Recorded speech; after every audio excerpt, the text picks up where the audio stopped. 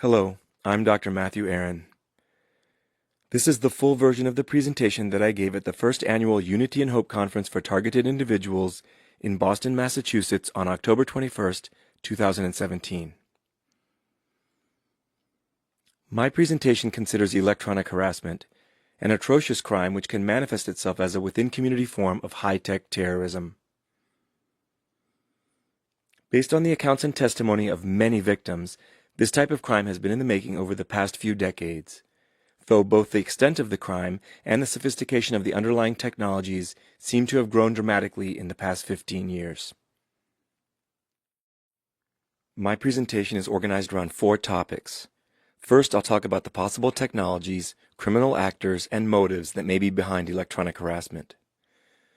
Second, I'll give an overview of the reported bioeffects of electronic harassment. Then, I'll discuss the untold costs of this type of crime. I'll end by commenting on key issues related to how we might finally start bringing this serious crime under control. Let me start with some background on the technology and crimes. For those of you who are new to this topic, it is important to highlight some key terms at the outset. The essence of being a targeted individual, or TI, is to be singled out for a covert campaign of persecution, intimidation, terror, assault, and even torture within one's local community. Covertness is a unifying element of these campaigns. According to many TIs, the terror campaigns are long-lasting and relentless.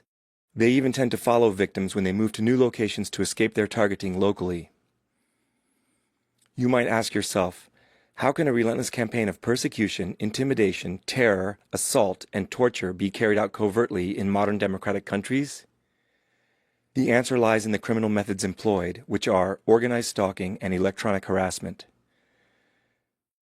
By design, these crimes are extremely difficult to document, and they are also difficult for bystanders to witness.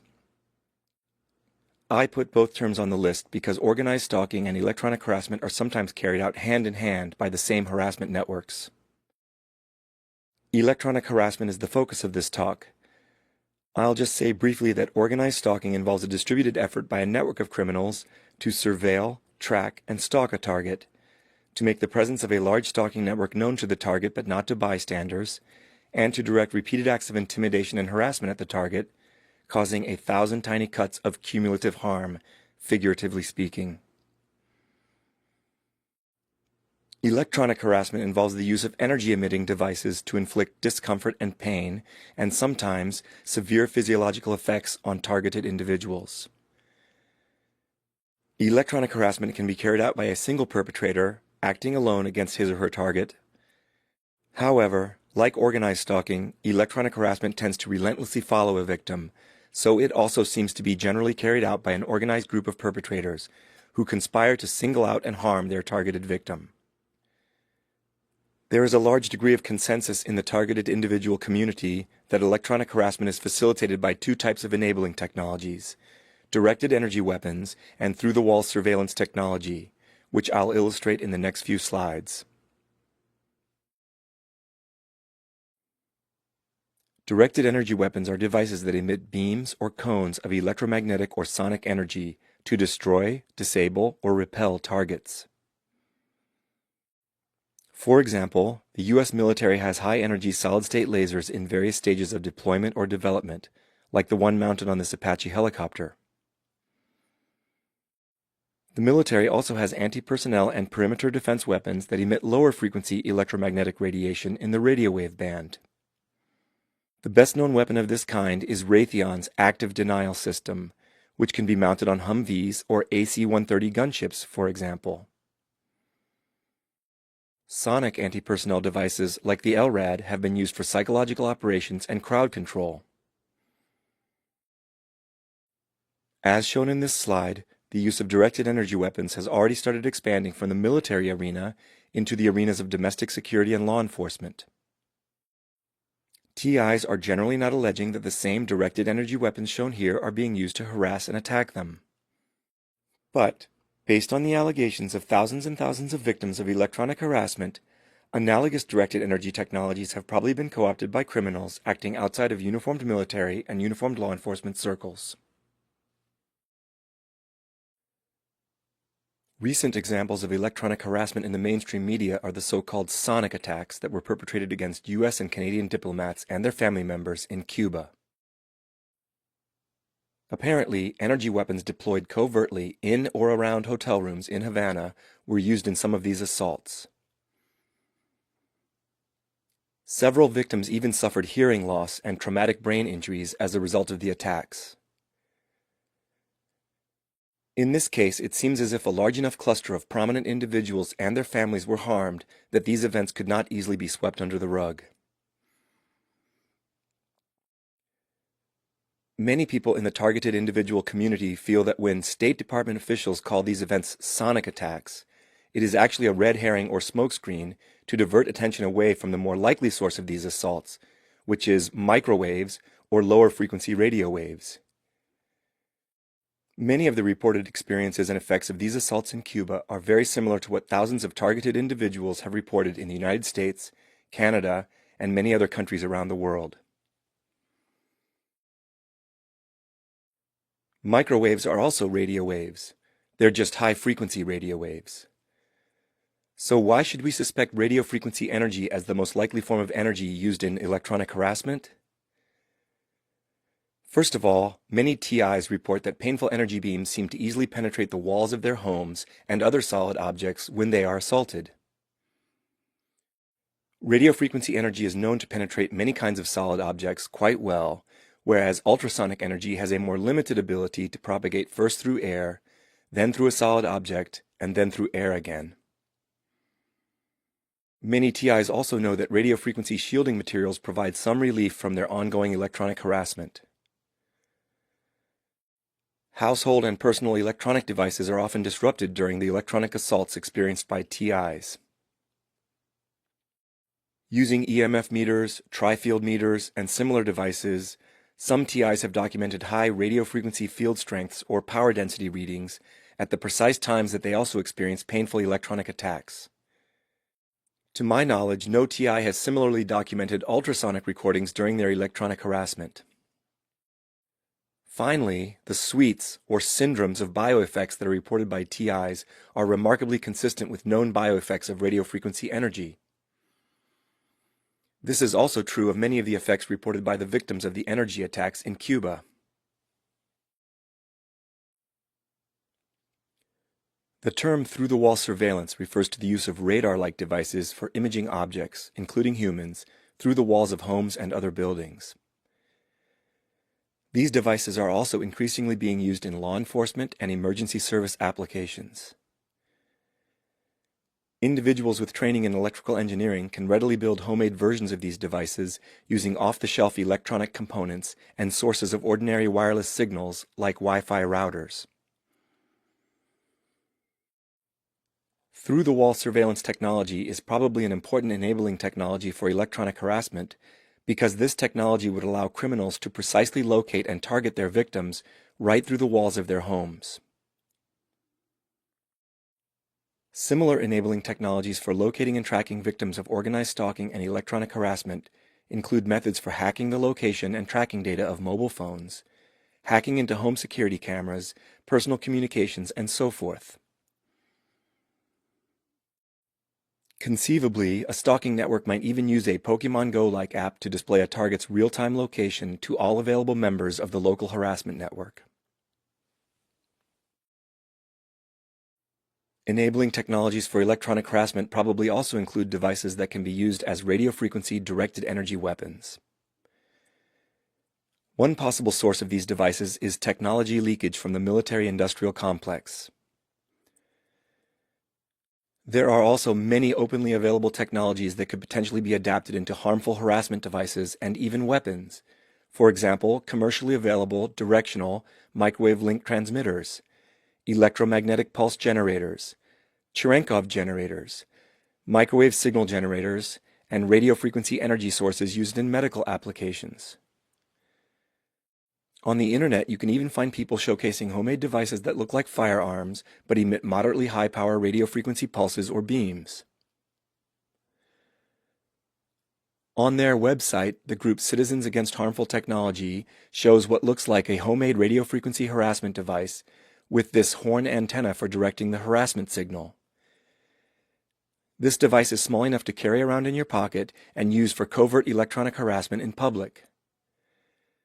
According to the Citizens Against Harmful Technology website, this device was accidentally dropped by a suspected stalker when he confronted his target in the victim's driveway.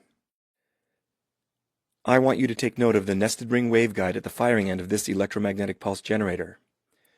The waveguide is what allows this device to emit a directional, non-spreading beam of electromagnetic radiation. Commercially available radio frequency transmission technology permeates our modern civilization.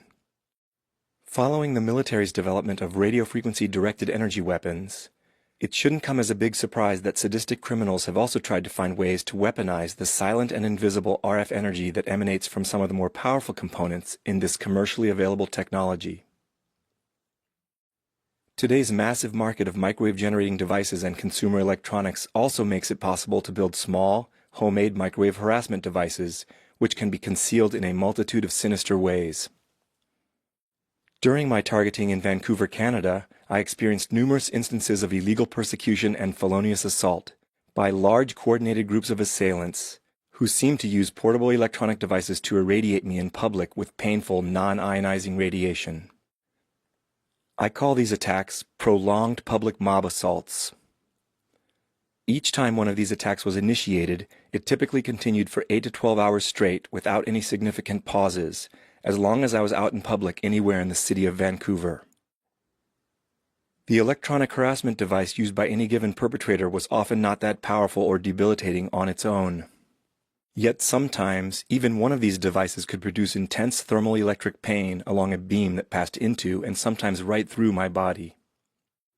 For instance, I believe that some of the perpetrators had directional, high-power radio wave generators hidden in backpacks, handbags, or rollerboard suitcases, as depicted here schematically. Radio control devices hidden in the hand seem to allow the perpetrators to remotely activate the pulsed radio frequency energy coming from their concealed devices. Clearly, I can only report on my allegations about this electronic harassment technique, since radio frequency electronic harassment leaves very little durable forensic evidence in its wake. Nevertheless, the presence of these hidden harassment devices seemed objectively clear to me because the energy coming from the presumed harassment devices was painfully palpable to me. Sometimes I felt like I could tell which side of my body was being irradiated, or I could even feel a trajectory of painful energy pass into my body along a precise, straight-line path.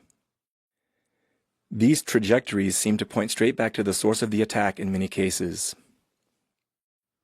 Also, I was often able to sense the beam of energy sweeping onto and off my body in perfect synchrony with the alleged perpetrator's attempts to keep their concealed device aimed at me as I tried to sidestep the assault or otherwise evade it. I was usually able to deal with a single microwave stalker easily enough.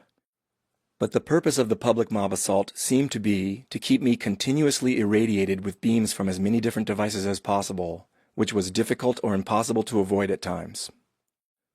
The result of this mobbing was an incredible degree of pain, discomfort, and even radiation sickness, after enduring what felt like a covert electromagnetic stoning at the hands of a mob of sadistic microwave stalkers.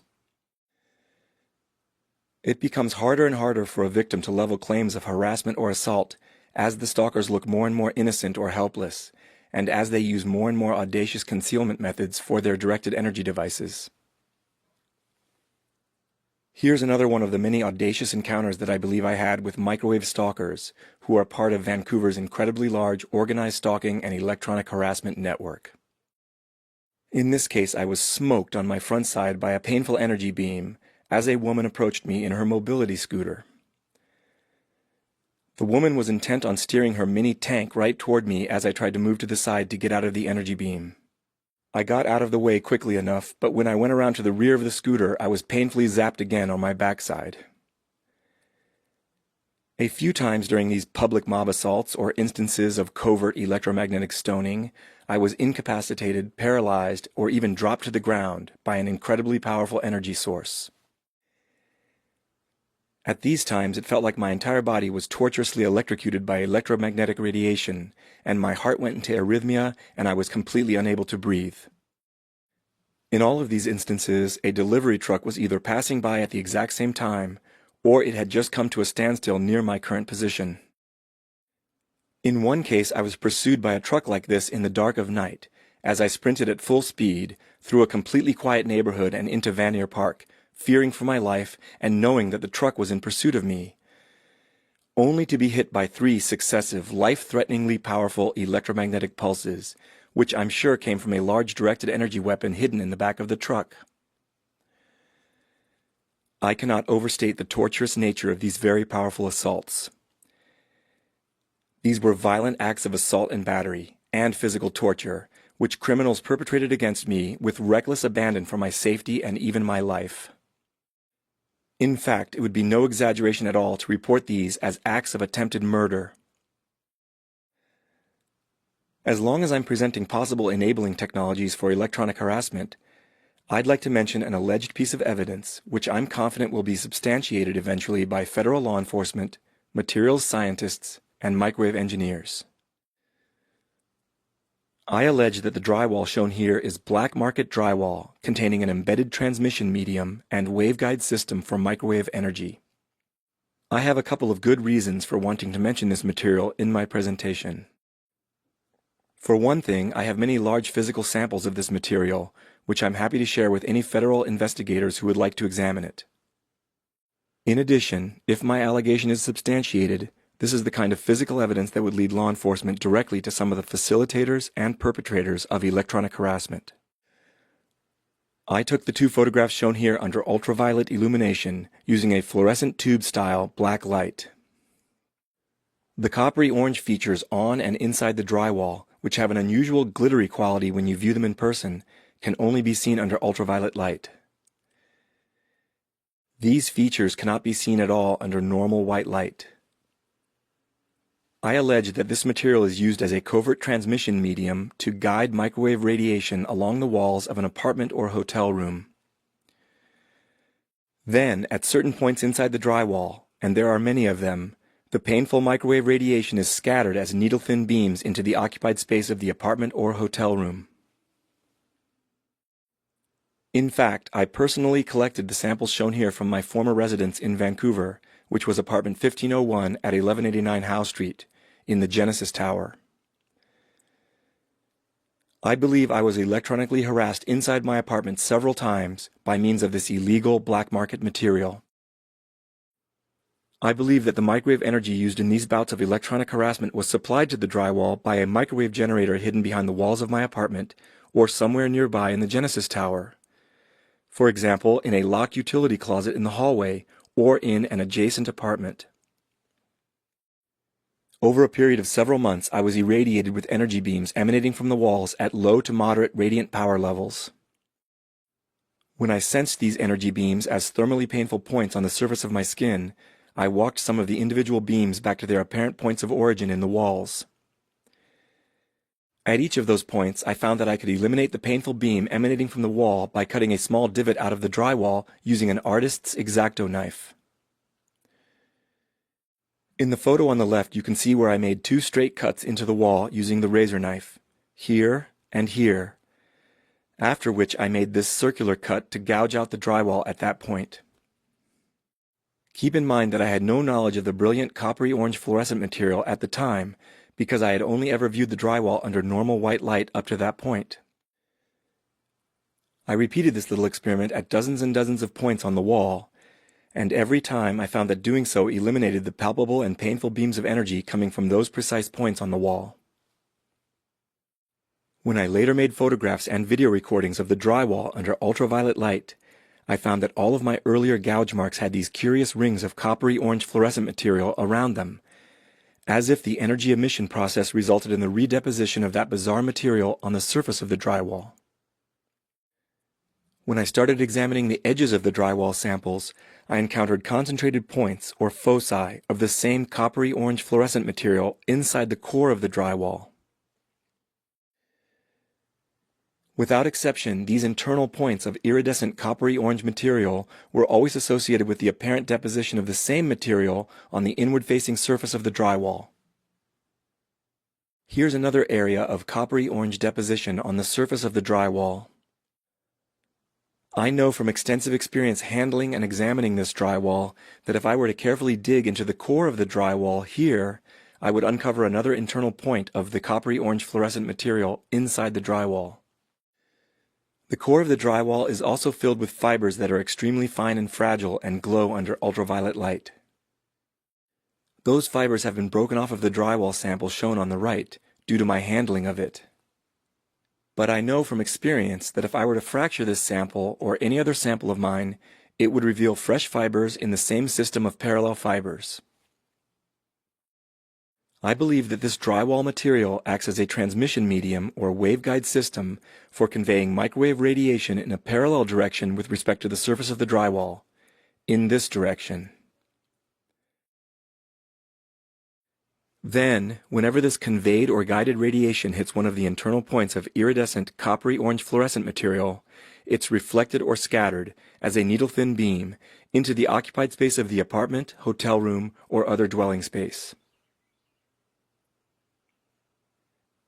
As the reflected or scattered energy passes out of the drywall, I think that some of the same coppery orange fluorescent material is redeposited in little rings around the points of emission.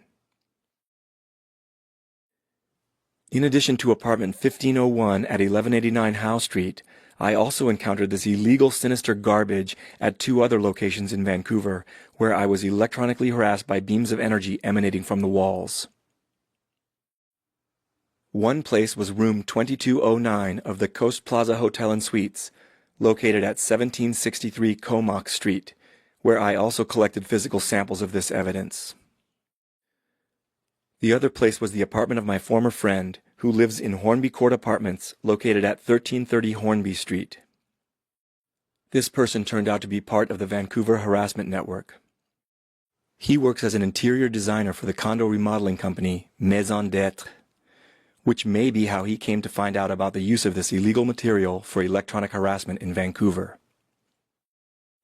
These additional observations give me the strong impression that this form of electronic harassment is widespread in Vancouver. If I'm correct about this assertion, there may be a trail of key physical evidence in apartments and hotel rooms scattered around Vancouver. This evidence may be very useful to federal investigators and law enforcement once they decide to start giving this atrocious crime the serious attention it deserves. As a warning to anyone who thinks they might be under low-intensity harassment from this illegal building material, I know from personal experience that this transmission medium incorporated into ordinary-looking drywall can handle a tremendous load of microwave energy. In the last microwave attack that was perpetrated against me by means of this material, the criminals carrying out the attack instantly stepped up the radiant power of their microwave generator to what felt like orders of magnitude more power than any prior attack. The radiant power level of the attack was extremely painful. The attack was nearly incapacitating, and it seemed imminently life-threatening, which is why I quickly tore down several large pieces of the drywall. As I did this, I could tell that I was completely disabling all the energy coming from each piece of drywall that I removed from the walls. This reasonable act of self-defense allowed me to endure the sadistic criminal assault inside my apartment without fleeing onto the street, where I had been experiencing an escalating pattern of very dangerous directed energy assaults. Early the next morning, I abandoned my apartment and nearly all of my belongings for good and fled Canada soon thereafter. Of course, I didn't leave without many large samples of this key drywall evidence, which are safely stored in several secure locations. Who are the suspected criminals behind organized stalking and electronic harassment? In all of the conversations I've had with targeted individuals, and from all of the online testimonies that I've heard from victims, I discern three basic categories of criminal actors or perpetrators of these crimes. One possibility expressed by many TIs is that elements of government are ultimately orchestrating the widespread citizen targeting that is going on today.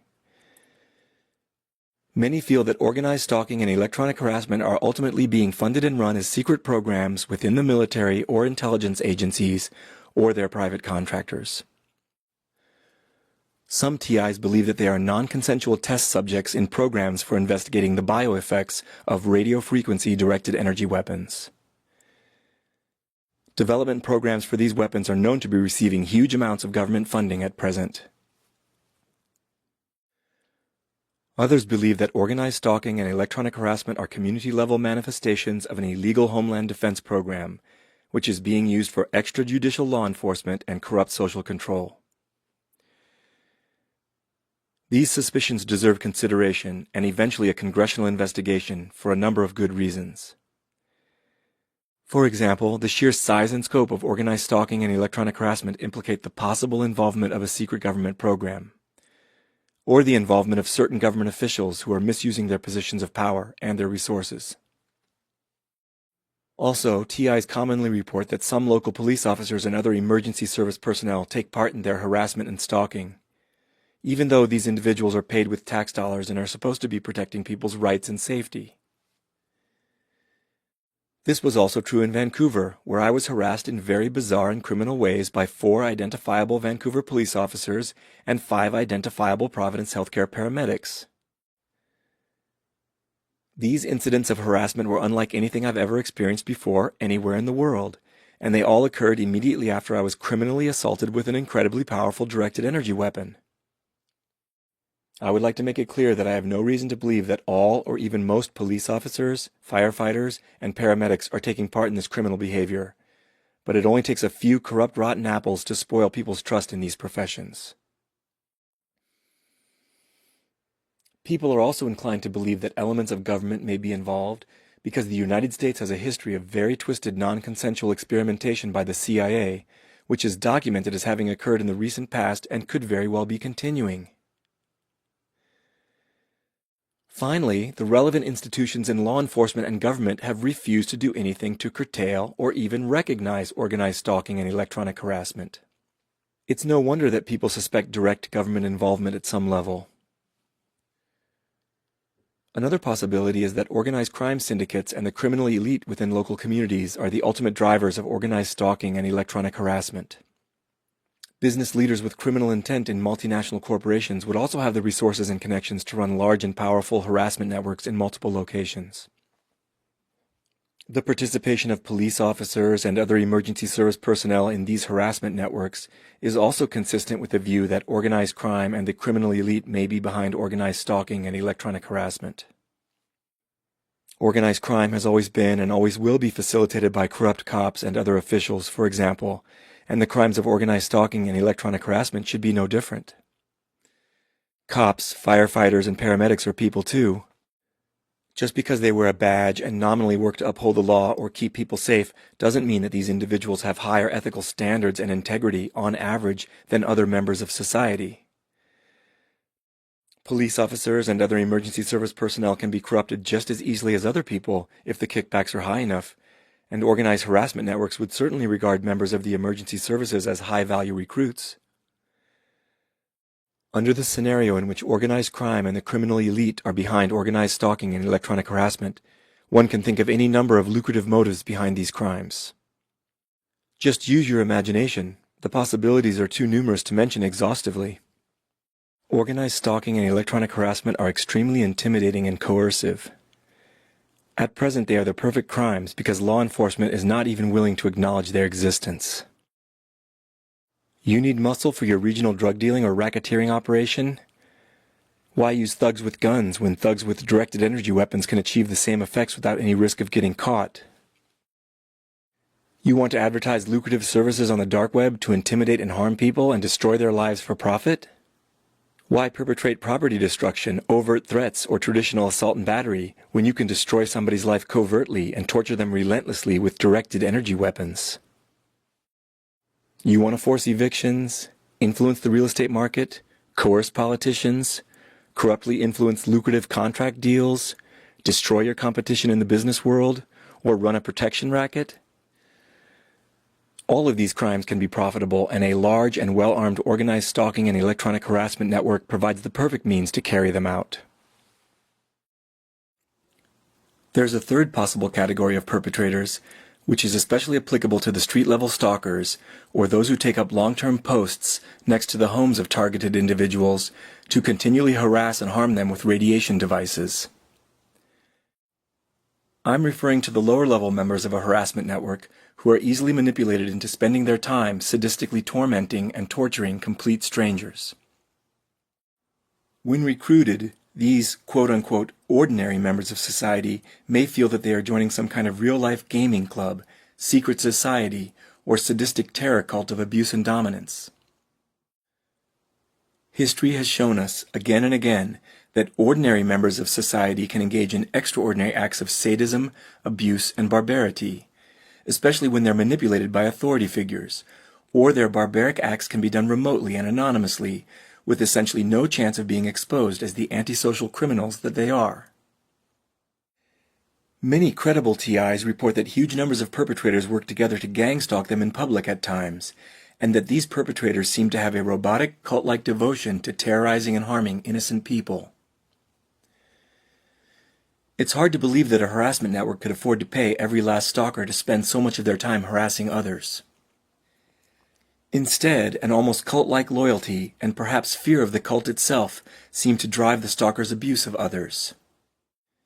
Many people who are tapped into a secret society of community-level control, or a gaming network for real-life harassment, or an underground terror cult of abuse and dominance, may have no idea of the cult's size or criminality at first.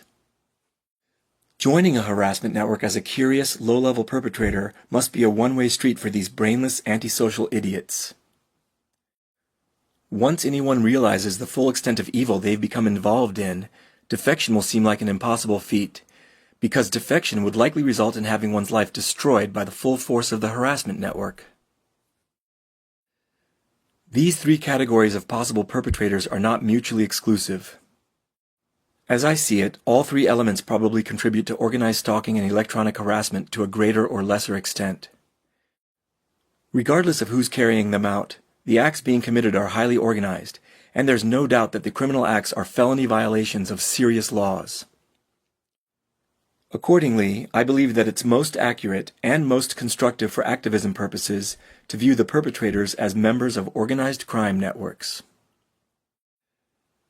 As with all organized crime, profits must be the ultimate driving force behind organized stalking and electronic harassment, even if many victims are selected at random for sadistic fun, target practice, or just to instill fear in the brainwashed low-level members of the network.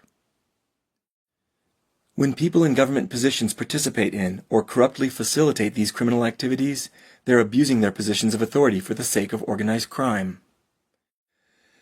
Organized crime is still an apt description of this illegal activity, and organized crime is a better framework for reaching the general public and the non-corrupted officials in law enforcement and government. In my view, organized crime well characterizes the upper levels of a typical harassment network, whereas cult-like loyalty or under-the-table wages are probably the driving motives for those at the lower rungs of a harassment network. Although I emphasize these two elements as most important, elements of government have also earned their place on this diagram. At the very least, the government is guilty of willfully neglecting this very serious problem, when the government is actually supposed to work for the people and protect their safety and rights first and foremost. Given the surge in development of directed energy weapons and through-the-wall imaging systems, there's no excuse for the government not to have foreseen the growth of serious organized crime using these same technologies. Many people at all levels of law enforcement and government know that organized stalking and electronic harassment are in full swing and rapidly growing out of control. Yet, the government continues to ignore the problem and even deny its existence, which is willful neglect of a problem that will inevitably turn into the forefront human rights issue of the 21st century. If you recall the beginning of my talk, I also referred to electronic harassment as a new form of high-tech terrorism. I think terrorism is a valid descriptor of electronic harassment, much like terrorism is an apt description of the activities of the Ku Klux Klan. Clearly, the aim of electronic harassment is to terrorize, persecute, and torture targeted victims. In addition, the perpetrators of this crime use high-tech weapons that are so terrifying and destructive that even the relevant government institutions won't acknowledge their existence or use in civilian settings. Once the use of these weapons on civilians becomes known by the general public, the consensus will be that these are weapons of terror, and that the criminals using them are domestic terrorists. We may need a new term for this organized crime of terror, because it is unlike traditional forms of terrorism in one key way. The perpetrators of electronic harassment don't seem to have any particular ideology or agenda, like other terrorists do. Unless subverting the rule of law, psychopathically inflicting pain on helpless victims, and narcissistically promoting anarchy and chaos make up their agenda. The diagram shown here portrays the likely structure of a within-community organized stalking and electronic harassment network. A comparatively small number of people from the local criminal elite may compose the top leadership of a community-level harassment network. Targets are most likely identified to subordinates by this top tier of leadership, or by lower-ranking leaders, labeled captains in this diagram. Many targeted individuals may be for-profit targets. Clients who pay to have these targeted victims harassed, assaulted, or tortured electromagnetically may only interact with the top leadership to insulate the client's identities from the rest of the harassment network. Alternatively, perhaps only second-tier officers interact with outside clients to protect the identities of the top leaders from ever being known outside the harassment network.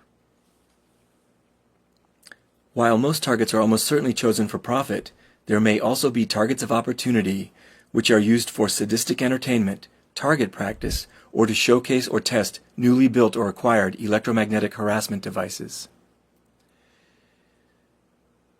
Below the leadership, there are probably different levels of criminal thugs who carry out the dirty work against pre-selected targets. Only trusted, high-ranking stalkers may be allowed to deploy the most high-tech or powerful directed energy weapons against targets. This may include any classified weapons leaked from the military-industrial complex, and any through-wall radar devices borrowed or stolen from police or fire departments. Lower-level stalkers may be allowed to use cruder, homemade devices for mob attacks on victims in public, because these devices are less likely to be recognized as weapons or criminal harassment devices, even if they are discovered and confiscated by non-corrupted police officers. At the very bottom of these organizations are the surveillance role players, street theater actors, street-level informants, and unarmed gang stalkers. One level above them are the handlers. These individuals manage the street-level informants and gang stalkers.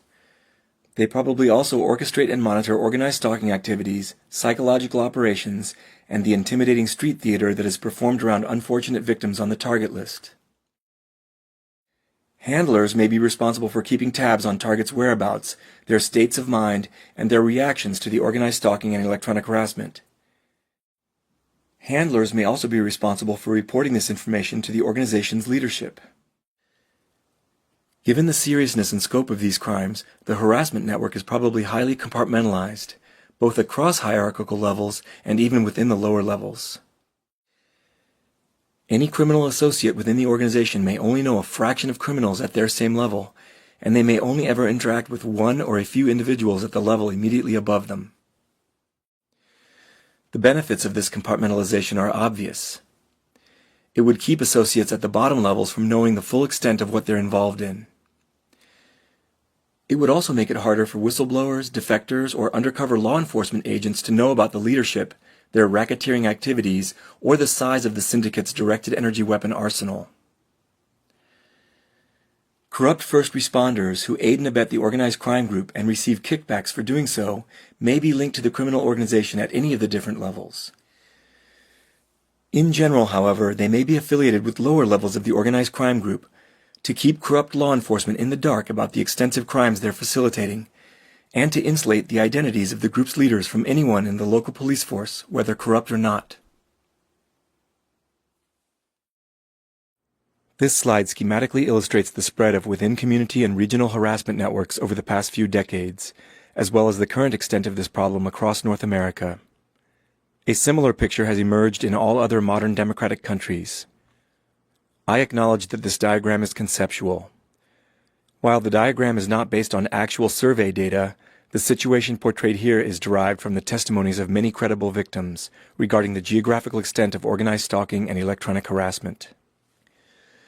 Over the past 15 years, community and regional harassment networks of different sizes and areas of geographic coverage seem to have sprung up all over North America.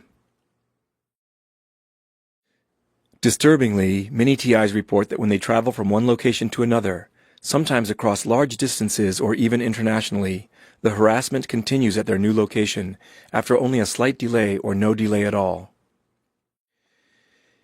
These dotted red lines don't necessarily indicate that the victims were actively followed by their local stalkers to the target's destinations, though there are reports of that happening. Instead, the lines are mainly meant to represent accounts in which targets described moving to new locations and immediately or quickly being harassed and electromagnetically assaulted by criminals who were already in place at the new locations. These reports make it seem like some TIs are on a kind of target list that's shared among community-level harassment networks in different regions or countries. In other words, many of the community-level crime groups that target people with organized stalking and energy weapon attacks appear to be linked or networked into regional or transnational crime organizations. At the same time, many of the local harassment networks may be single community organized crime groups which work in isolation from other harassment networks. There may also be community harassment groups that are only networked into regional crime syndicates of intermediate size. Because this problem has been neglected and even denied by authorities for so long, the criminal harassment groups have had free rein to operate with impunity, to refine their criminal methods, and to network broadly with one another. This regional and international networking could have been facilitated by a number of factors. These factors include the following: the possible involvement of transnational corporations or international crime syndicates that predate electronic harassment, the use of shared criminal marketplaces for energy weapons, and the transmission of a shared criminal culture on dark web channels, possibly even on dark internet forums dedicated to organized stalking. Partnerships among intelligence agencies or secret government programs operating in allied nations, or a combination of these factors. One thing is clear: the world now has a massive socio-criminal problem on its hands. That problem is the interconnected crime of organized stalking and electronic harassment. At this point, I'd like to discuss the bioeffects of radiofrequency harassment devices and directed energy weapons.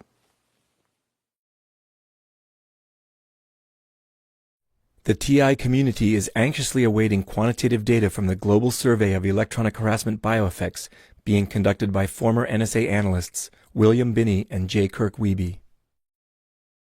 Even before those data become available, a qualitative list of the most often alleged bioeffects of electronic harassment can be made based on the reports of several hundred TIs, as given on the nightly conference calls and in YouTube testimonials. The most commonly reported effects include the following: stabbing jolts of pain deep into and sometimes right through the body, unusual burns, inflammation, bizarre bruises, and other lesions on the surface of the skin, highly uncomfortable and sometimes torturous electrified sensations in the body, incredibly intense headache with immediate onset and offset.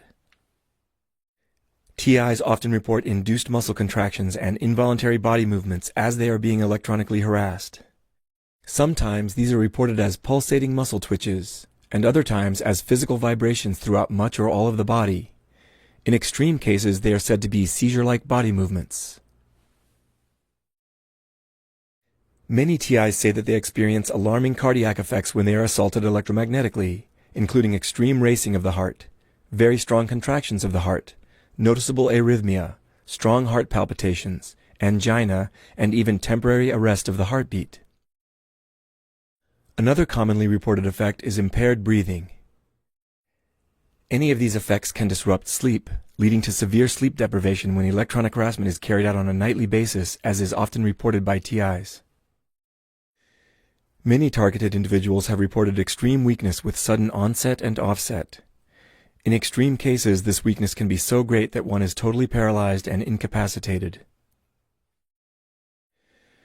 Rapid psychological and cognitive shifts are reported to be caused by radiofrequency-directed energy weapons, such as inexplicable and dramatic mood swings, which seem to have nothing at all to do with ambient conditions or visible behavioral triggers, sudden onset of fear, anxiety, or heightened states of arousal, including sexual arousal or anger, and impaired ability to think or communicate.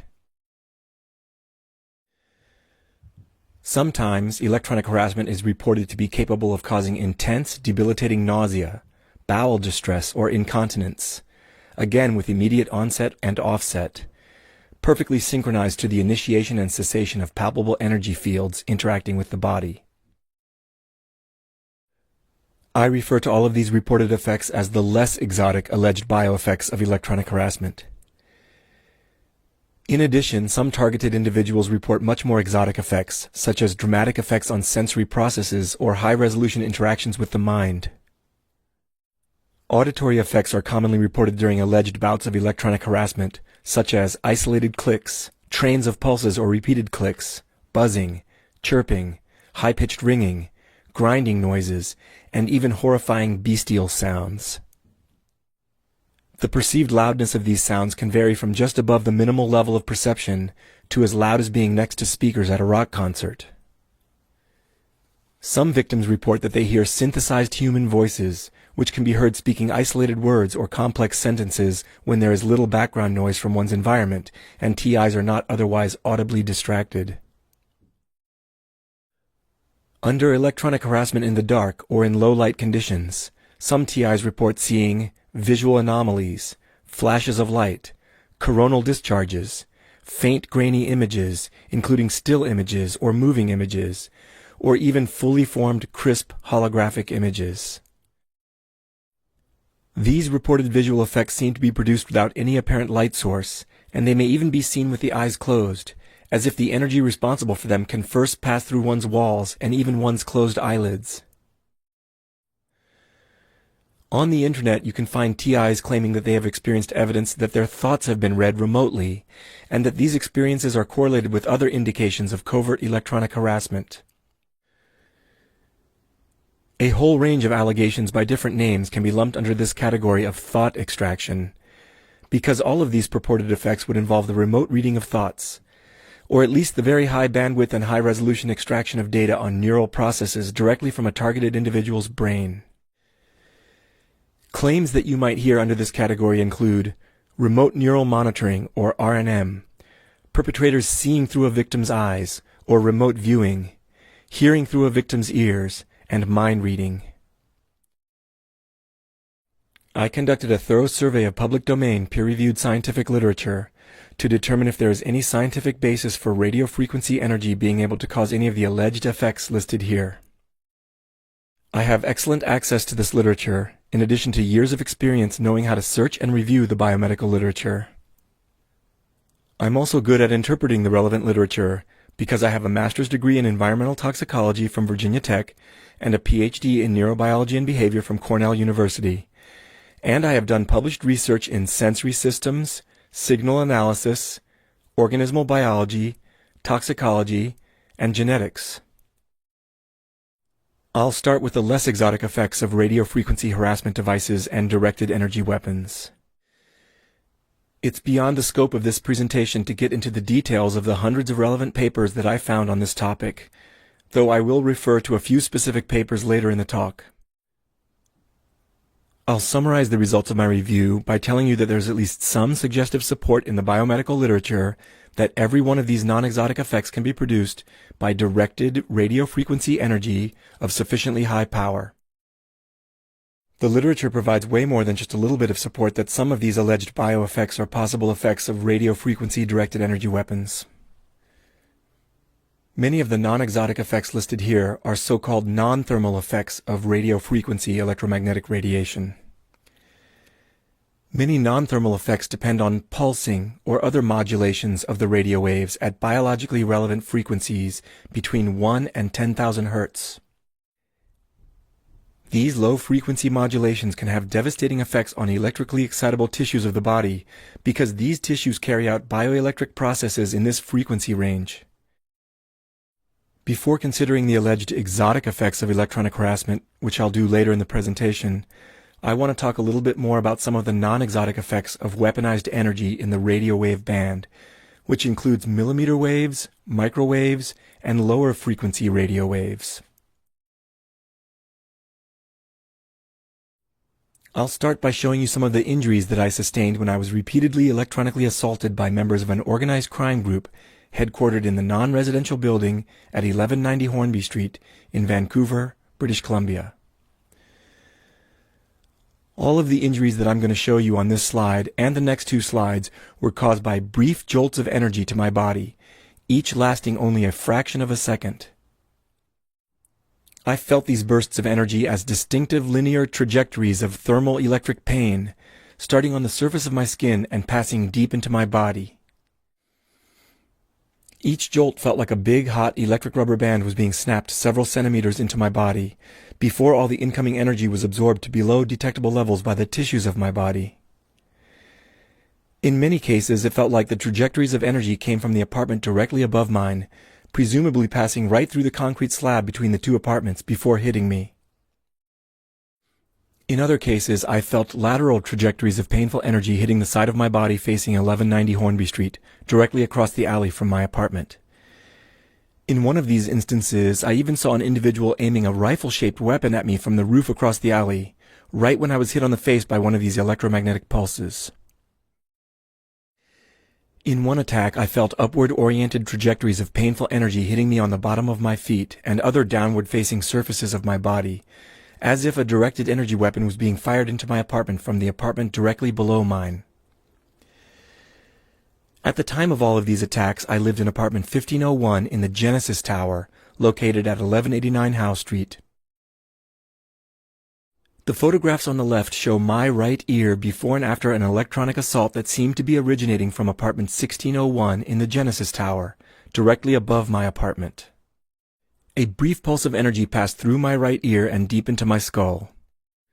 The skin on my ear quickly turned red, as if sunburned, the cartilage of my ear swelled up, and my ear was in such pain that it felt like it was on fire. It took 2 days for my ear to heal completely. During much of that time, there was a deep, dull pain in that part of my skull. I took the photo on the right shortly after a rapid barrage of pulses was fired at me, apparently also from apartment 1601 at 1189 Howe Street in Vancouver, British Columbia. I was hit by dozens of painful electromagnetic pulses all over my head, neck, shoulders, and upper torso, though you can only see the injuries to my neck in this photo. Each distinct patch of inflammation was caused by a single pulse of energy to my neck. At least 6 distinct radiation burn patches are visible in this photograph.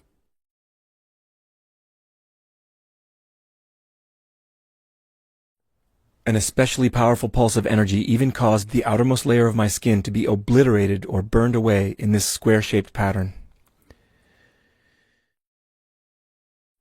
During each through-the-wall or through-the-ceiling assault with these pulse weapons, I typically received 40 to 80 pulses of painful energy to my body before I could no longer take the pain and had to flee the sanctity of my own home. When I did this, I often had to take shelter in the Vancouver Public Library or the YVR Airport, or I spent the entire night hiding in the 2 emergency stairwells of my building.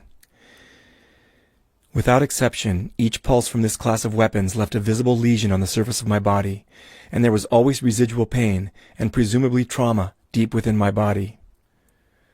The pain and lesions lasted up to 2 to 3 days before they went away. This photograph shows a bizarre light-colored welt just above my right eye, exactly where I was hit by a very painful thermal-electric jolt of energy. A good portion of my right eyebrow fell out as a result of this one pulse of energy. Fortunately, the hair grew back. This photograph shows another bizarre, light-colored swollen lesion where a pulsatile energy beam ripped through my head at an oblique angle. I took all 3 of these photos as I was hiding from my attackers for several hours in the stacks and washrooms of the Vancouver Public Library. In many other cases, the pulses of energy caused bizarre, thin-line bruises and microcapillary damage, which looked as if I had been tattooed by the assailant's energy weapons, like this one on my calf, and this one on my knee. These kinds of bruises took 2 to 3 days to heal fully, and there was residual pain deep in the underlying muscle, bone, and/or joints for 1 to 2 days. This photo, tweeted by Dr. Catherine Horton, shows a directed energy injury that Dr. Horton sustained on her neck from an attack carried out in public in Switzerland. The perpetrators of electronic harassment often aim their weapons at the head, heart, and spine because the high-power radio frequency energy from their weapons passes through the skin and continues traveling deep into the body. Shots to the brain, spinal cord, and heart are particularly damaging because the pulsed radio frequency energy can have devastating effects on these electrically active tissues.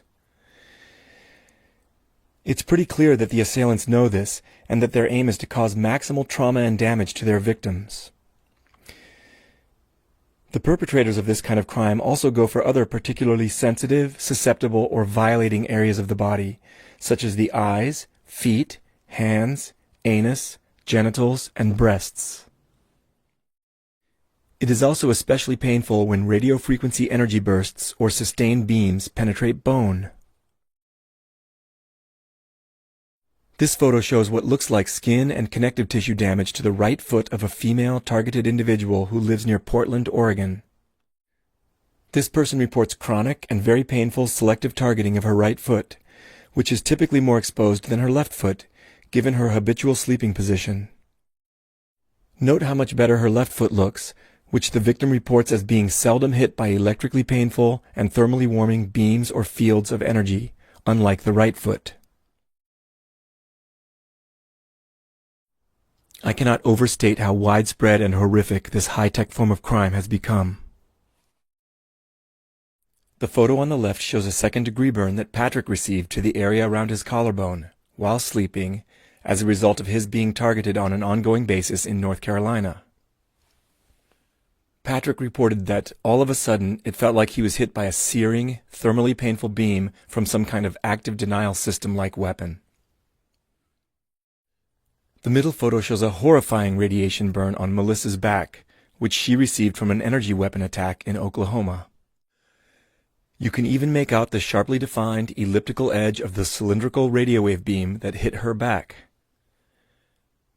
The photo at the right shows an atrocious non-ionizing radiation burn that James received in Oregon over a large part of his upper body. This burn consists of peculiar, meandering, vermiform patches of light-colored, depigmented skin that almost looks white, alternating with erythematous, red patches of inflamed, essentially sunburned skin. The very same characteristic radio wave burns have been witnessed or documented by many other victims of electronic harassment. Look how brutal and disgusting these crimes are. It is totally unacceptable that anybody is getting away with perpetrating these kinds of horrific, covert crimes in our society. Electronic harassment victimization has already grown to the scale of a global criminal atrocity. In addition to the direct acts of electromagnetic assault, battery, and torture, denying this atrocity, calling the victims delusional, and refusing to investigate these crimes are all contributing to this modern atrocity. Take a good look at the outcome of this savage energy attack on a woman from Arizona. Doctors with high professionalism and integrity actually diagnosed these injuries as radiation burns, and the FBI is aware of this particular assault, just as they're aware of many similar assaults. Yet law enforcement in the United States, Canada, the European Union, Japan, and many other countries continue to ignore the threat from this growing organized crime. Of all the documented electronic harassment injuries that I've ever seen, these injuries are the most suggestive of classified technology leaked from the military-industrial complex. It looks like a very sophisticated auto-tracking and target-locking system was used to selectively target this person's eyes, possibly with a dual-beam weapon designed to specifically attack the eyes. Think about how serious of a crime it is to leak classified military technology into the hands of organized crime, yet federal authorities are still doing nothing to address this ongoing problem.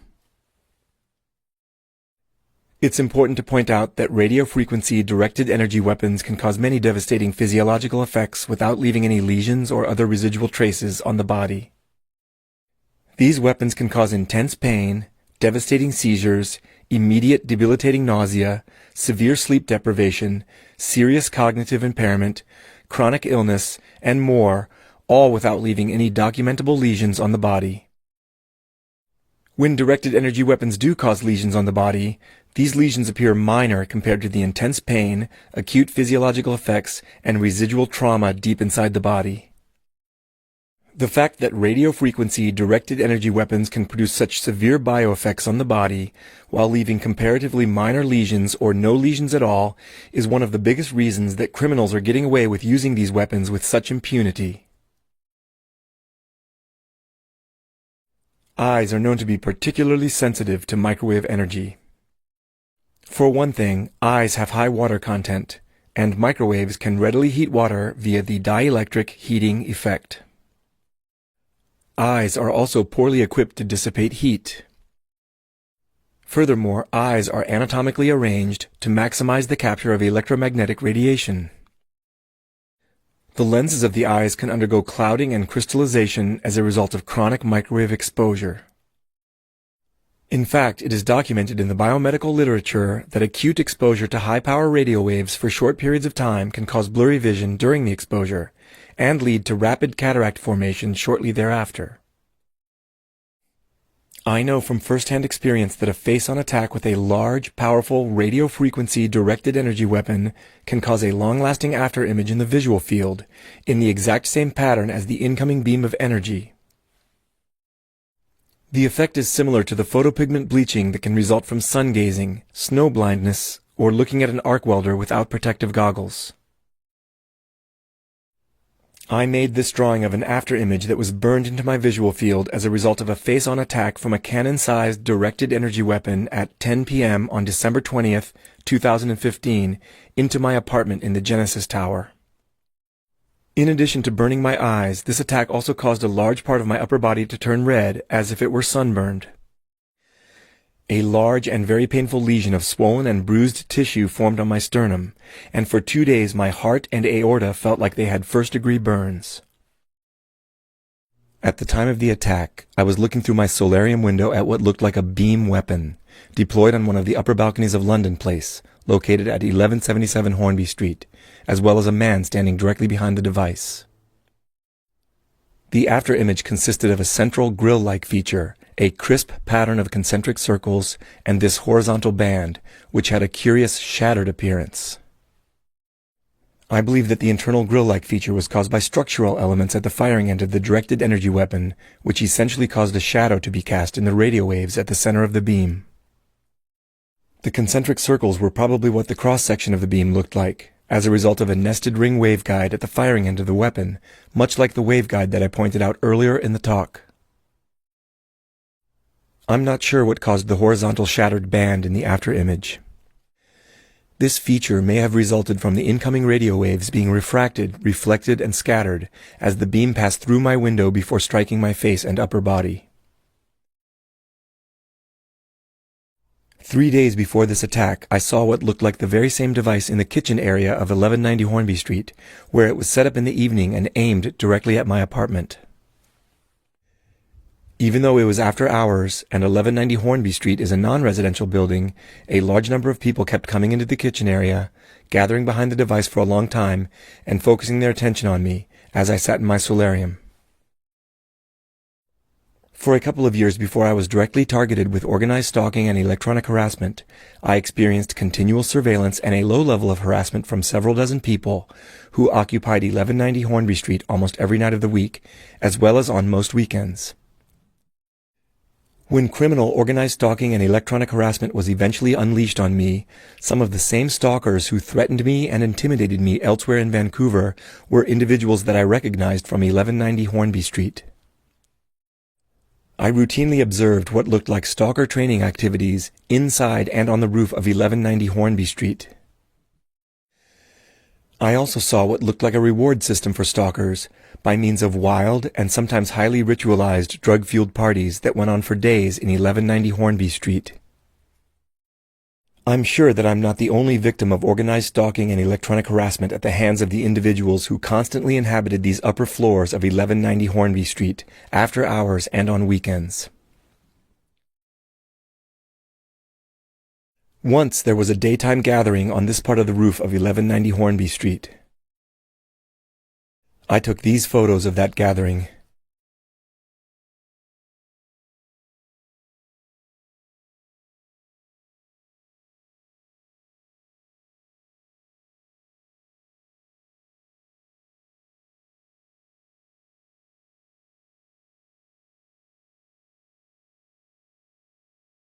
I recognize several individuals in these photos who directly participated in harassing me on the streets of Vancouver and from other high-rise buildings in downtown Vancouver.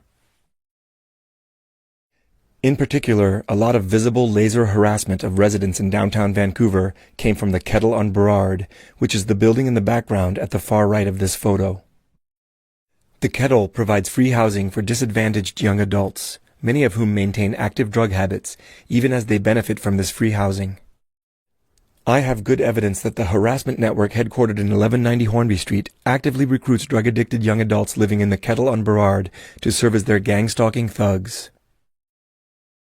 I also saw some of the individuals in this photo carrying out illegal voyeurism, surveillance, visual harassment, and intimidation of other residents in downtown Vancouver.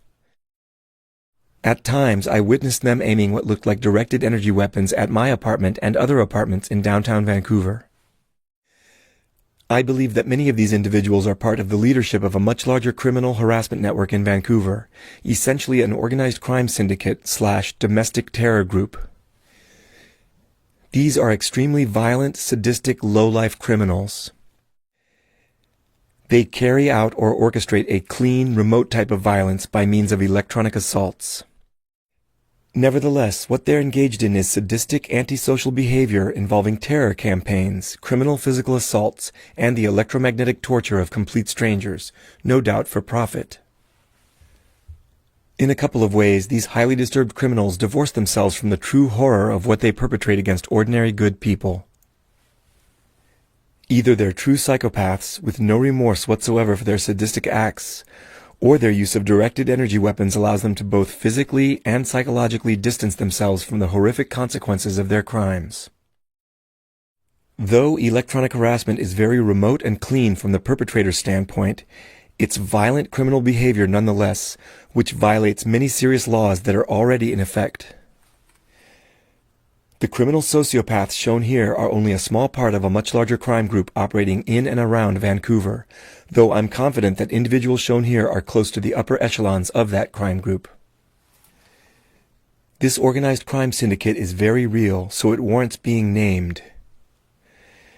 A good working name is the Vancouver Microwave Terror Organization, or VMTO. The kitchen area of 1190 Hornby Street, where I first saw the cannon-sized device being aimed at my apartment, is located a few meters over here. In this aerial photograph, the kitchen area that I'm referring to is right here. My apartment, located here, was directly across the alley, at the same elevation as the kitchen area and outdoor patio, which I showed you in the previous photograph. I kept a journal of notes throughout the terror campaign of electromagnetic assaults perpetrated against me by the Vancouver Microwave Terror Group. When I first saw what looked like a cannon-sized beam weapon being aimed at me from the kitchen area of 1190 Hornby Street, I called it the vortex gun in my notes.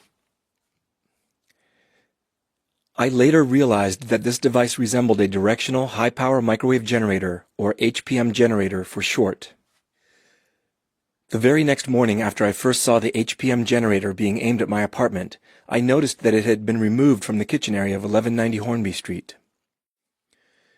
Several hours later, a device that looked identical to that HPM generator was deployed on one of the upper balconies of London Place, approximately here. While it was on that balcony, the device was mostly, but not always, covered with a tarp.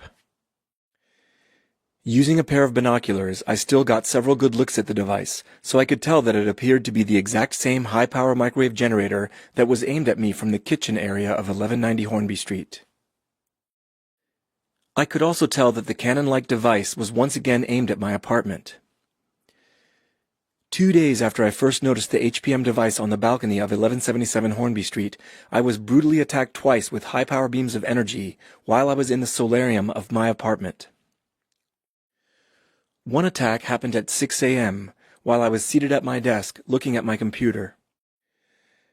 The other attack happened the same day at 10 p.m. while I was looking directly at the HPM generator, or vortex gun as I called it, and the man standing behind it, on the balcony of London Place. In desperation, I heavily steamed up my apartment, because I wanted to fog up the windows to make it harder for the assailant in London Place and the onlookers in 1190 Hornby Street to see my position in my apartment. In the event of a subsequent attack, I wanted to bleed off the static electricity that felt like it permeated my apartment and my body during these energy attacks. When the fog reached my solarium window, it revealed 2 stable beam marks in the glass, right where I had been sitting and standing during these assaults. These beam marks were brand new stable features in the glass. My solarium window had been fogged up many times in the past, and I had never seen these 2 marks before this particular occasion. However, after these attacks, I saw the same 2 marks every time I steamed up my apartment again, right up to the point when I fled Canada for my life 1 month later. I believe it's quite possible that the 2 beam marks were permanently flash burned and frozen into the glass as a result of these electromagnetic attacks. In fact, this forensic evidence may still be present in the solarium window of apartment 1501 at 1189 Howe Street.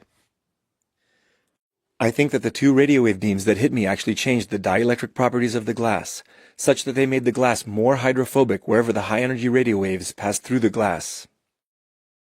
As a result, the glass permanently became less conducive to the condensation of fog in the cross-sections of the radio wave beams. Not only were the marks identical to each other, they were also identical to the long-lasting afterimage that had been burned into my visual field as a result of the second attack. Each beam mark had a diameter of 30 centimeters. If you take careful measurements on the beam marks, you'll actually find that they are slight ellipses rather than perfect circles. When a cylindrical beam intersects a plane, it only produces a circular cross-section if the beam hits the plane at a 90-degree angle. If a cylindrical beam passes through a plane at an oblique angle, the intersection of the beam and the plane will be an ellipse, which is what these 2 beam marks in my window are, slight ellipses. In fact, the shapes of these ellipses are consistent with the position of the cannon-sized beam weapon on the balcony of London Place relative to the position and orientation of my solarium window. Furthermore, the beam marks bear a striking resemblance to a concentric ring resonator waveguide, much like this example from Figure 1 of patent number US 6573813B1. This waveguide and similar split-ring resonator waveguides are well suited to directing millimeter waves, microwaves, and other frequencies of radio waves into cylindrical beams of weaponized electromagnetic radiation. In short, it seems that these long-lasting marks, visualizable in the pattern of fog condensation on glass, are smoking gun forensic traces of directed energy assaults through glass. At the same time, it seems very likely that not all directed energy assaults are expected to leave crisp, round beam cross-sections in glass, like the ones I photographed in Vancouver. Special conditions may be required for that to happen, such as rigidly fixed aim, rather than strafing, a minimum surface power density, and perhaps even specific microwave or radio wave frequency compositions. I already summarized many of the less exotic effects of electronic harassment commonly reported by TIs. I also told you that my thorough review of the biomedical literature revealed at least some evidence, too ample amounts of evidence, that all of these less exotic effects can be produced by weaponized radio frequency energy. Now, I'd like to consider the 3 most commonly reported exotic effects of electronic harassment from a biomedical scientist's perspective. First, let me consider auditory effects, which are reported in some form or another by the majority of electronic harassment victims during assaults, including the diplomats in Cuba. It may surprise you to know that it has been rigorously demonstrated scientifically that humans and other mammals, such as dogs and cats, can hear modulated microwave signals. In fact, aside from the dielectric heating effect, which we are all familiar with from the operation of our microwave ovens, the microwave auditory effect is the most widely accepted biological effect of microwave radiation. There is a large scientific literature on the microwave auditory effect. The papers listed here represent only a small sampling of that literature. I want to point out this 2018 paper by Professor James C. Lin, published in the IEEE Microwave Magazine and titled, Strange Reports of Weaponized Sound in Cuba. In his paper, Professor Lin writes the following in regards to the so-called mysterious sonic attacks in Cuba. Quote, "Assuming that the reported events are reliable, there is actually a scientific explanation for the source of sonic energy. It could well be from a targeted beam of high-power microwave pulse radiation." Unquote. Given the decades of research that have been done on the microwave auditory effect since it was discovered by Alli Frances and others in the late 1950s and early 1960s, we have a very solid understanding of how modulated microwaves are heard. The mechanism is quite simple, in fact. To explain this mechanism, I want to first orient you to some anatomical aspects of the brain and auditory system. This is a horizontal MRI section of a person's head, showing the brainstem and cerebellum. This person's face is pointing up in this scan, and the back of their head is pointing down. The horizontal MRI section is at the level of the junction between the medulla oblongata and pons, right about here. At that level, you can see the 8th cranial nerve entering the brainstem. This nerve conveys vestibular information from the semicircular canals on each side of the head, located here and here, as well as auditory information from the cochlea on each side of the head, located here and here. The cochlea is where different frequencies of sound waves are transduced into nerve impulses, which are conveyed to the brain by the 8th cranial nerve and perceived as sounds. The soft tissue of the rest of the brain sits above this section. When a burst of sufficiently powerful microwaves passes into the head, it rapidly heats the soft tissues of the brain by a very tiny amount. At microwave power levels well below those that cause thermal pain, the temperature of the brain rises by 1/1,000,000th of a degree Celsius in just a few microseconds. When this happens, the brain tissue expands a minuscule amount. After the burst of microwaves ends, the brain rapidly cools back down to normal body temperature, and the brain tissue contracts accordingly. The thermoelastic expansion and contraction of the brain tissue causes a pressure wave in the brain that propagates to the cochlea on each side of the head, primarily by bone conduction through the skull. After these mechanical waves reach the cochlea, they are perceived as sound in the normal way. In fact, they are actual sounds, but the sounds are thermally generated inside the brain and then propagate to the cochlea along an inside-out pathway, rather than by the outside-in pathway that sound normally follows when it is heard. A single burst of microwaves can be heard as a single click or knocking sound. Microwave energy with a more complex modulation pattern can be heard as more complex sounds. A simple illustration of signal modulation may help you understand this. Microwaves oscillate at hundreds of millions to hundreds of billions of times per second. In this diagram, you can think of the blue wave as being a carrier wave of microwave energy. Microwave frequencies are way above the frequency range for hearing by humans or any other animal for that matter. However, microwaves can be pulsed or otherwise modulated at frequencies that are within the frequency range of human hearing. This figure shows a sine wave envelope for amplitude modulation of the carrier wave. Let's assume that one full cycle of this modulation takes 1 millisecond, or 1,000th of a second. With this kind of amplitude modulation, the brain tissue would undergo 1,000 cycles of heating and cooling each second. 1,000 cycles per second is 1,000 hertz, or 1 kilohertz, which is well within the range of human hearing. As a crude reference, the annoying buzzing sound that one of those old digital alarm clocks makes, with the red numbers on its face for hours and minutes, has a peak power around 1 kilohertz. In other words, this kind of microwave signal with a 1 kilohertz amplitude modulation could produce something like a 1 kilohertz tone or buzz that only the person targeted with the microwave beam would hear. Human voices are much more complex sounds since they vary dynamically in amplitude and frequency through time. If the microwave signal is also frequency modulated through time, or if the microwave pulse width and pulse repetition rate are varied so that the frequency of brain vibrations varies through time, synthesized voices can be recreated inside a targeted individual's head by this same process. This is what targeted individuals refer to as V2K, or voice to skull. This 1975 paper by Don Justison gives a documented example with an explained protocol by which intelligible words were transmitted into a person's head via the microwave auditory effect, essentially by varying the microwave pulse repetition rate. There is no doubt that the methods for constructing voice-modulated microwave signals have advanced substantially in the 43 years since that paper was published. Once again, it's important to emphasize that the microwave auditory effect, including V2K, can be produced at microwave power densities far below those that leave burns or other lesions on the body, or even those that cause perceptible thermal pain.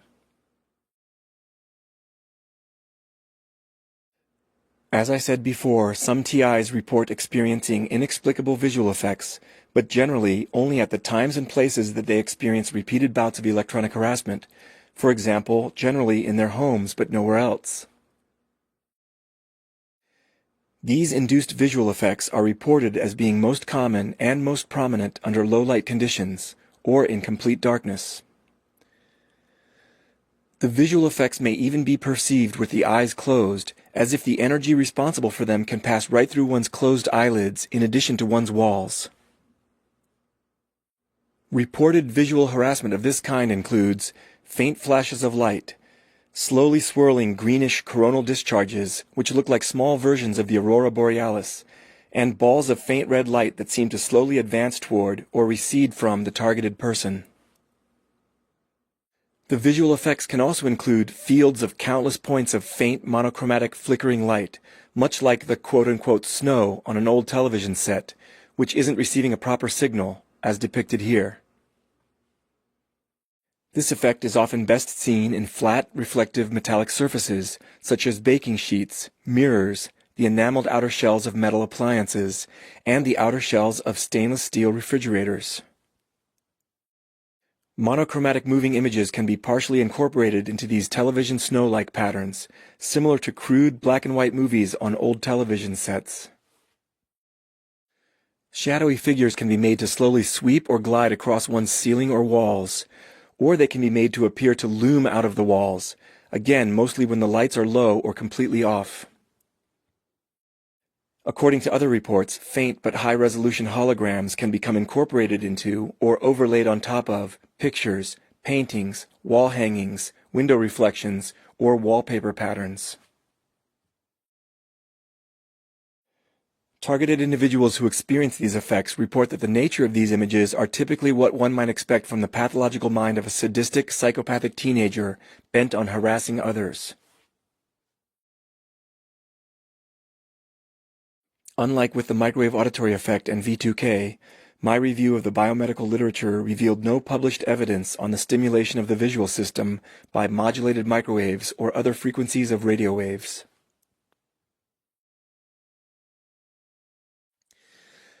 However, it did reveal information supporting a tentative hypothesis for photoreceptor stimulation by modulated radio frequency signals, which is plausible from a neuroscientific standpoint. There is scientific evidence that radio frequency energy can affect voltage-gated calcium channels. Professor Martin Paul of Washington State University reviewed this evidence in papers published in the Journal of Cellular and Molecular Medicine and the Journal of Chemical Neuroanatomy. Voltage-gated calcium channels are widely distributed throughout the body. These ion channels play key roles in the contraction of skeletal muscles, smooth muscles, and heart muscle, the transmission of signals between nerve cells, the secretion of hormones from glands, and several other bioelectrochemical processes. In fact, the coupling effects between radiofrequency energy and voltage-gated calcium channels, and possibly other types of voltage-gated ion channels as well, may be the central mechanisms underlying the so-called non-thermal bioeffects of radio waves.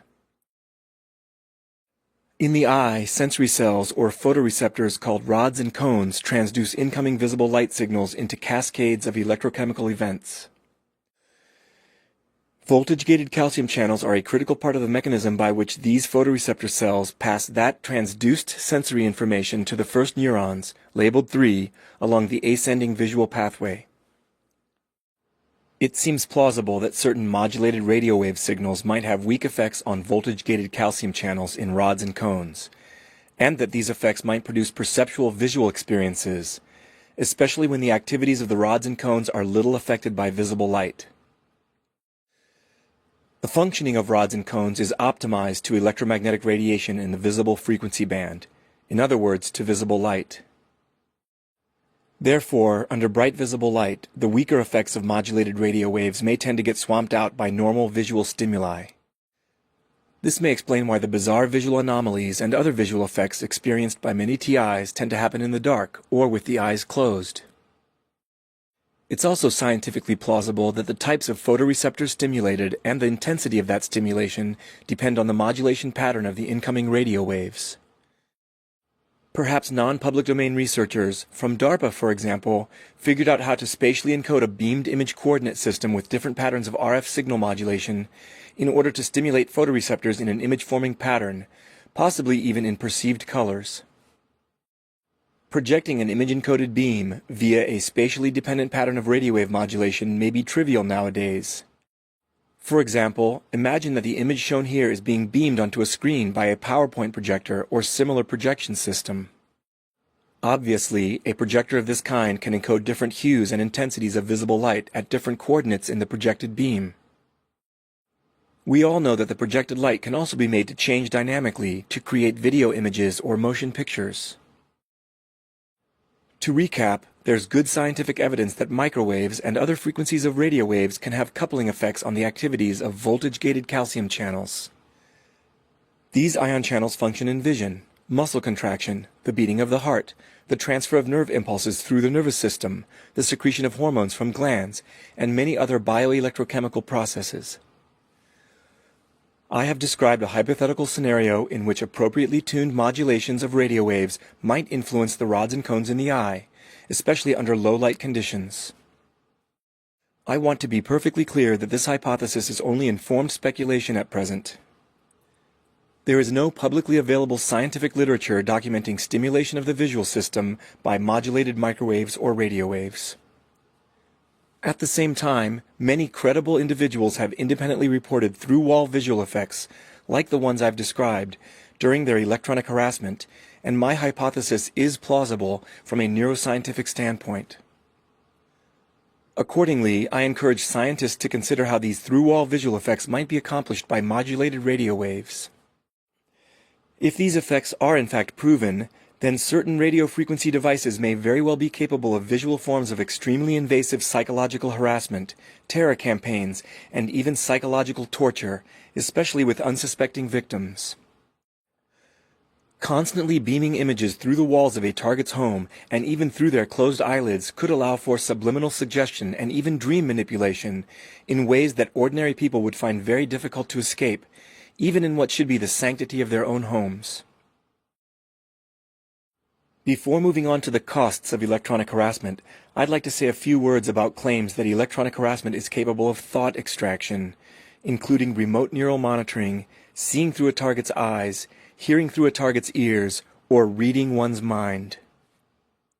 If you search the internet, you may even encounter an allegation from a self-proclaimed insider who claimed to have worked for a security company involved in contract stalking and electronic harassment that he once encountered a bank of monitors with live video feeds directly from the eyes of several targeted individuals. I have to say that there's no scientific basis or even plausible scientific hypothesis for the remote monitoring of one's thoughts or the remote extraction of high-resolution perceptual information directly from targeted individuals' auditory and visual systems. An article by retired Lieutenant Colonel Timothy Thomas, titled "The Mind Has No Firewall," helped spread the view that psychotronic weapons are capable of reading targeted individuals' minds. This article was published in 1998 in Parameters, a quarterly academic journal published by the United States Army War College. The title of this article was influential in promoting the notion that remote mind reading is possible by means of high-tech electromagnetic devices. The text of this article focuses mostly on the vulnerability of the body's electrochemical systems, mainly the muscles, senses, and nervous system, to being influenced or disrupted by energy weapons. The article briefly mentions research that was being done in Russia on psychotronic weapons, purportedly capable of remotely extracting information from a person's brain. But the main focus of the article is on the potentially disruptive effects of energy inputs into the nervous systems of targeted individuals. Many of these deleterious input effects are well substantiated. They are the very same effects that thousands upon thousands of targeted individuals are now experiencing at the hands of electronic harassment networks and, as the paper calls them, psycho-terrorists. Unfortunately, the bold declaration in the title of the paper implies that the mind has no firewall with regard to both remote inputs into the mind and remote outputs or downloads from the mind. This is a gross overstatement of what is possible. While it's true that the mind has no firewall against many debilitating effects and even some mentally influencing effects of directed energy weapons, there are severe biological and physical constraints on the remote extraction of information from the mind. In other words, a much fairer, though much less catchy title would be, "The unshielded mind has no firewall against certain unwanted intrusions from energy weapons, but severe constraints act as an intrinsic firewall against the remote extraction of mental processes." Let me explain what I mean by this more accurate, qualified title. Put simply, there are severe physical and biological limitations to the remote sensing of mental processes. What do I mean by this? We all know that information on brain structure can be obtained non-invasively from living subjects using imaging technologies situated outside the head, such as computed tomography or CT scanners, and magnetic resonance imaging or MRI machines. Information on brain function can also be gathered using sensors positioned outside the head, as in the case of functional MRI, or fMRI, and electroencephalography, or EEG. fMRI measures brain activity by measuring changes in blood flow across a three-dimensional map of brain voxels. The resulting data looks something like this. This pattern of frontal cortex activation was obtained when subjects were simultaneously shown words describing emotions and photos of people with facial expressions that were incongruent with those words. EEG records voltage fluctuations at many different points around the skull, each of which represents the summed external potentials of a huge number of nearby neurons. The resulting data look like this. This EEG trace is dominated by sinusoidal-like waves with frequencies around 11 Hz, in other words alpha waves, which are most prominent in the occipital lobes. This pattern of electrical activity in the brain normally arises during wakeful relaxation with the eyes closed. Clearly, patterns of brain activity at certain levels of resolution can be detected using sensors positioned outside the brain. I don't dispute this. There is also technology in use that can detect electric biosignals in the brain, muscles, nerves, and eyes that indicate active perception, volitional effort, and so forth. These biosignals form the basis of very impressive human-machine interface technologies. I don't dispute these capabilities. However, the ability to record patterns of brain, nerve, and muscle activity drops off rapidly with increasing distance between the sensing equipment and the brain being functionally imaged or recorded. Even when imaging and recording the brain under optimal conditions, like those shown here, the resulting data don't come close to capturing our high-resolution thoughts and perceptions. Put simply, the data shown here are not thoughts. They're just crude representations of brain activity patterns. Moreover, human-machine interface technology based on electric biosignals relies on sensors that are in close proximity to the body, and the signals that are detected by this technology are much simpler than our thoughts. Neuroscience is barely scratching the surface on understanding human thoughts. Modern neuroscience doesn't even have a working theory of the mind. The physical constraints on the remote sensing of neural processes that I'm talking about have to do with the rapid reduction in signal-to-noise ratio with increasing distance between the sensor and subject when it comes to magnetic fields and electric potentials. In addition, biological constraints on the remote sensing of neural processes arise from the extraordinary complexity of the brain, with its 86 billion neurons or so, and the fact that they are connected into an irregular three-dimensional network. This three-dimensional network of the brain is already apparent at a macroscopic scale, as seen in this diffusion tensor MRI scan, which maps major white matter tracts in the brain by how axons affect the diffusion of water through the brain. In this image, red is used to code connections running left to right or right to left. Green indicates front to back or back to front connections, and blue indicates connections running up and down. There are reports in the media suggesting that, by means of this same imaging technique, doctors found evidence of white matter damage in the brains of the diplomats who were victims of the mysterious energy attacks in Cuba.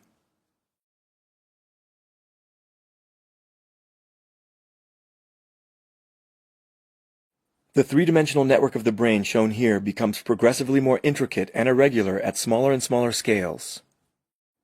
Our perceptions, thoughts, and intentions depend on the dynamic activity of this amazingly complex three-dimensional neural network.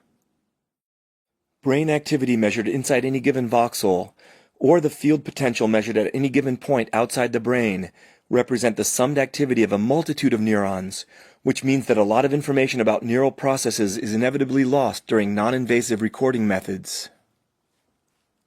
Not only does this place severe biological constraints on the proximate or remote sensing of neural processes, it also constrains how precisely the brain can be stimulated by outside energy sources, like magnetic fields and modulated radio wave beams.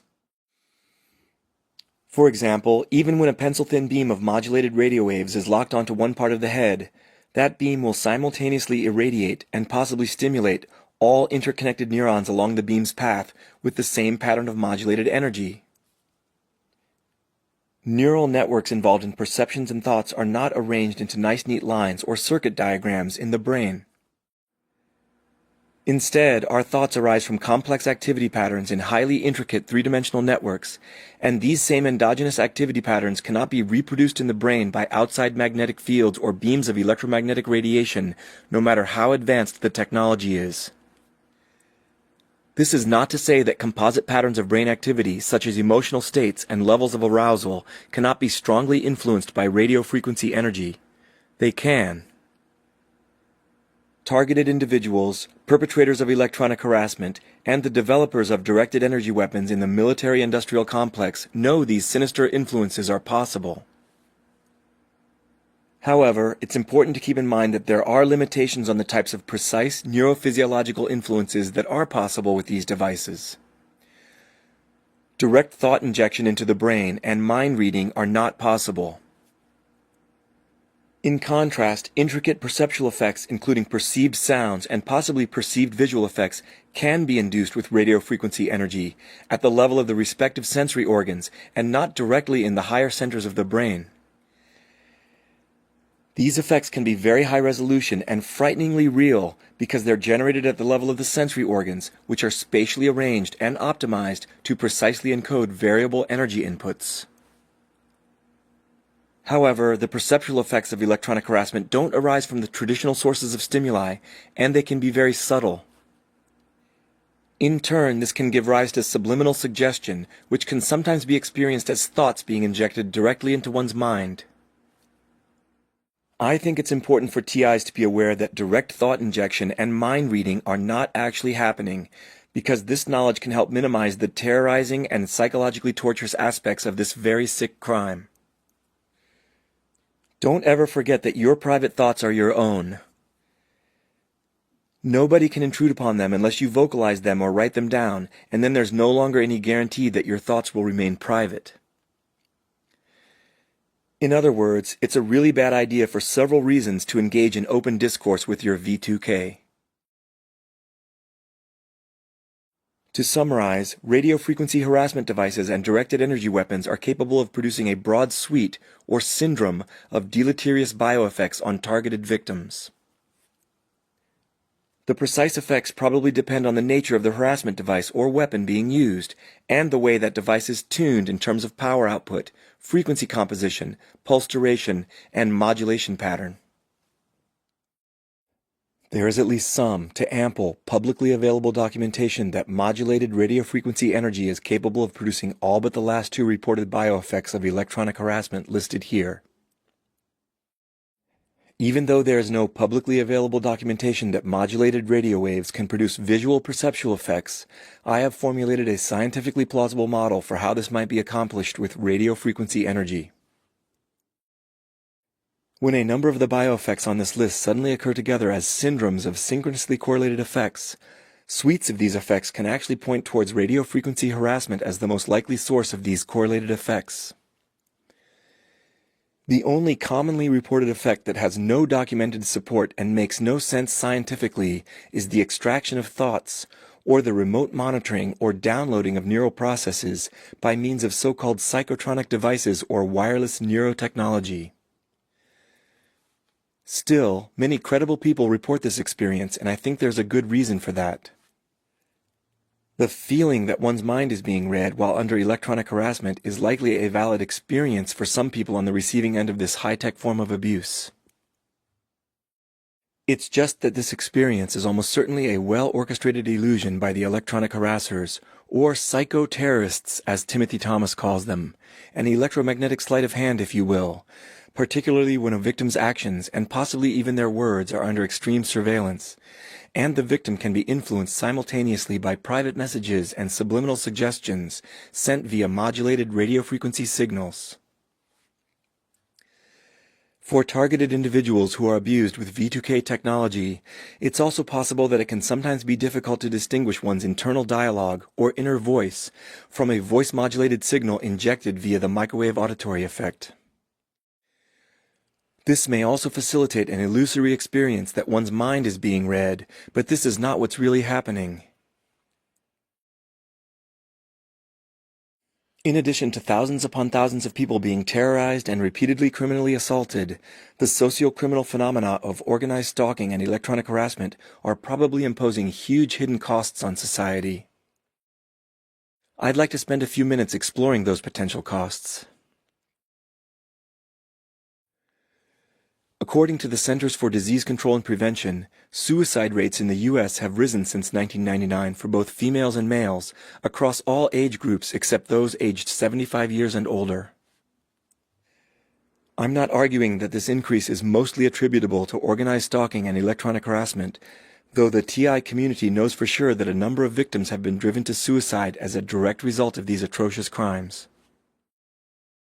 In other words, it's clear that organized stalking and electronic harassment have made some contribution to this recent increase in suicides. What I am arguing is that law enforcement, other government institutions, and society in general need to start giving these destructive crimes the same kind of serious consideration that they give to well-accepted social problems with far-reaching impacts like suicide. It behooves the general public and their elected lawmakers to consider the negative impacts that these crimes are having on our economy, as well as their broader costs to society. Everyone should be able to get behind addressing an issue that seriously threatens our economy, as well as the very fabric of our society. The CDC estimates that suicides in the United States in just the year 2013 imposed medical and work loss costs totaling $50.8 billion. Given the thousands of victims complaining of organized stalking and electronic harassment, we know that these crimes also comprise a widespread social problem in the United States, as in many other countries. Unfortunately, we don't even have the crudest of estimates of the potential hidden costs of this socio-criminal phenomenon, because the relevant government agencies won't even acknowledge the existence of this rapidly growing problem. Many, if not most, elected representatives at the national level, and all of the top leaders in law enforcement know about the existence and pervasiveness of organized stalking and electronic harassment. In a perversion of the rule of law, apparently our elected and appointed leaders feel that it's okay to fly blind in the face of these very destructive criminal issues. It should also be obvious to anyone who takes the time to consider the existence of directed energy weapons and the countless documented testimonies and the evidence of victims that these crimes are very real and that their costs to society must be massive. So, what kinds of costs are these crimes inevitably imposing on our society, economically and otherwise? What is the list of reasons that we should all be very concerned about organized stalking and electronic harassment, especially when these problems are running amok in our society today? I've omitted the most obvious reason from the list I'm about to show you, that these crimes involve outrageous human rights abuses, criminal harassment, repeated assault and battery, and psychological and physical torture being perpetrated against thousands upon thousands of innocent victims. Clearly, this is reason enough for us to be concerned about these crimes, and for law enforcement to take them seriously. After all, it's the sworn duty and the legal obligation of law enforcement to address serious crimes like these, in order to uphold the law and to protect the safety of the tax-paying public. This goes without saying. In addition, most victims of organized stalking and electronic harassment suffer lost work productivity, and for many, their careers are totally ruined by these crimes. These effects obviously have serious negative impacts on the economy for all of us. Organized stalking and electronic harassment can also break up marriages, destabilize families, ruin social support networks, and utterly destroy lives in many related ways. Families are incredibly valuable social units in society, and we should be very concerned about factors that erode these units. I've already shown you the huge cost that suicides impose on society, and we know that organized stalking and electronic harassment are contributing to an increase in suicide rate. The criminal leaders of electronic harassment rings are probably making heaps of money from this high-tech form of intimidation and assault via racketeering activities. Racketeering is bad for the economy, costly for taxpayers, and results in lost revenues for the government. Taxpayers pay the price when victims of organized stalking and electronic harassment with no mental illness are unjustly placed into psychiatric holds, simply for alleging genuine and unimaginably cruel crimes to those charged with protecting citizens from crime. While hospital owners, administrators, and psychiatrists profit from keeping the beds full in psychiatric wards, taxpayers ultimately pay most of the bills, especially in countries with national or provincial health services like the UK and Canada. The unchecked growth of organized stalking and electronic harassment is causing more and more people to lose confidence in the police, other emergency services, healthcare, and government. Ultimately, this lost confidence will contribute to the erosion of the effectiveness of these important institutions and to the destabilization of society. The last three reasons that we should be very concerned about letting criminals and antisocial lunatics perpetrate organized stalking and electronic harassment with impunity are probably the most important of all. When totally unrestrained, as they currently are, these crimes provide a wide-open gateway to the growth of pervasive corruption, which is terrible for the economy and for the rule of law. In fact, the negligent stance of law enforcement and the government toward these crimes effectively represents subversion of the Constitution and the rule of law. Left unchecked, this will lead either to lawlessness and anarchy or to a police state with inevitable civil unrest. Either way, loss of respect for the rule of law will ultimately destroy our country. Finally, allowing criminals of all ages to torment, harm, and torture people with directed energy weapons with no fear whatsoever of accountability is a tacit endorsement of sadistic antisocial behavior and violence. As these behaviors become more entrenched in society and are culturally transmitted to future generations, we can safely predict a large spillover effect into other types of crime and violence. In other words, an inevitable crime pandemic. Having profound cultural inertia, this crime pandemic may take decades to undo unless we start taking decisive action now. I'll wrap up my presentation by commenting on some issues related to the hard road to exposure and justice with respect to these elusive yet highly destructive crimes. First, let's consider the extraordinarily rapid growth of technology in our modern world. Real and imagined technology can be assigned to one of three categories. The internal yellow oval on this diagram represents in-use technology that is widely known by the general public. This category is largely filled with consumer technology, which we use in our everyday lives and see advertised on television and in other mainstream media. There is also a huge amount of real technology in existence that is outside most people's knowledge. This category includes highly specialized technology that is only used and even known by people working in narrow technical fields, such as specialist engineers, scientists, and physicians, as well as the suppliers of equipment for these disciplines. As time goes by, more and more real technology is falling into this orange category, simply because it's too complex for the average, untrained person to understand or even grasp. Long gone are the days when Renaissance individuals had good working knowledge of all technology in existence at the time. Nowadays, no single person has an excellent understanding of all available technology. Of course, this orange category also includes the burgeoning classified tech that's in use by militaries and the intelligence agencies, some of which is likely falling into the hands of organized crime.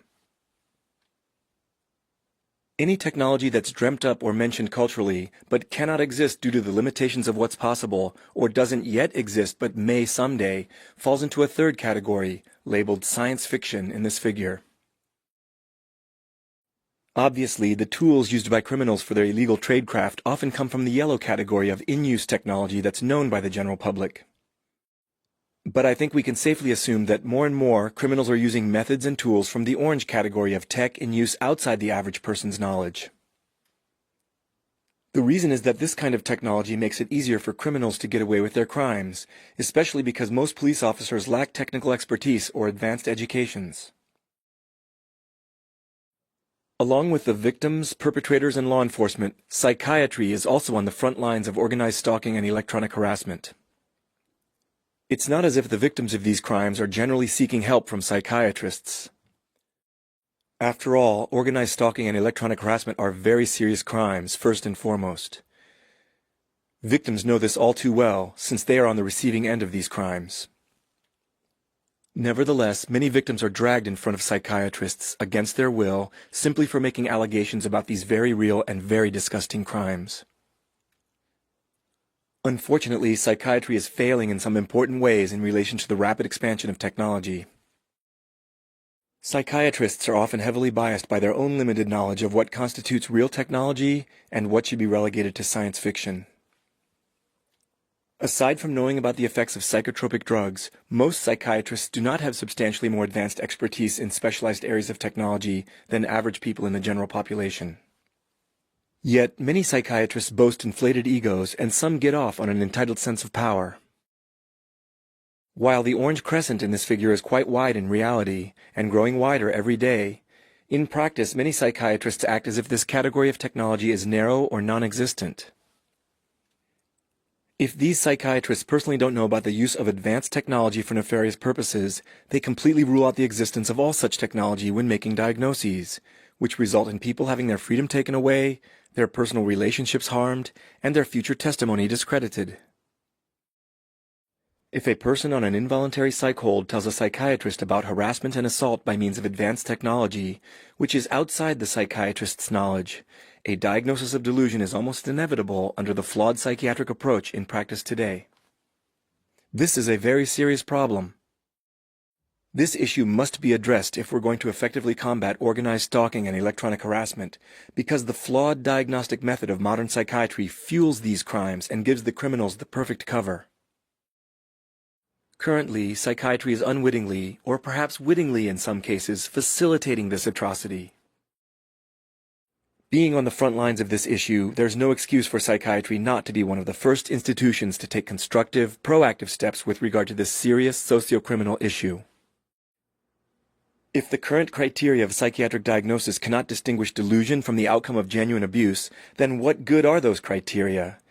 And what other diagnostic criteria might also be fundamentally flawed in much the same way?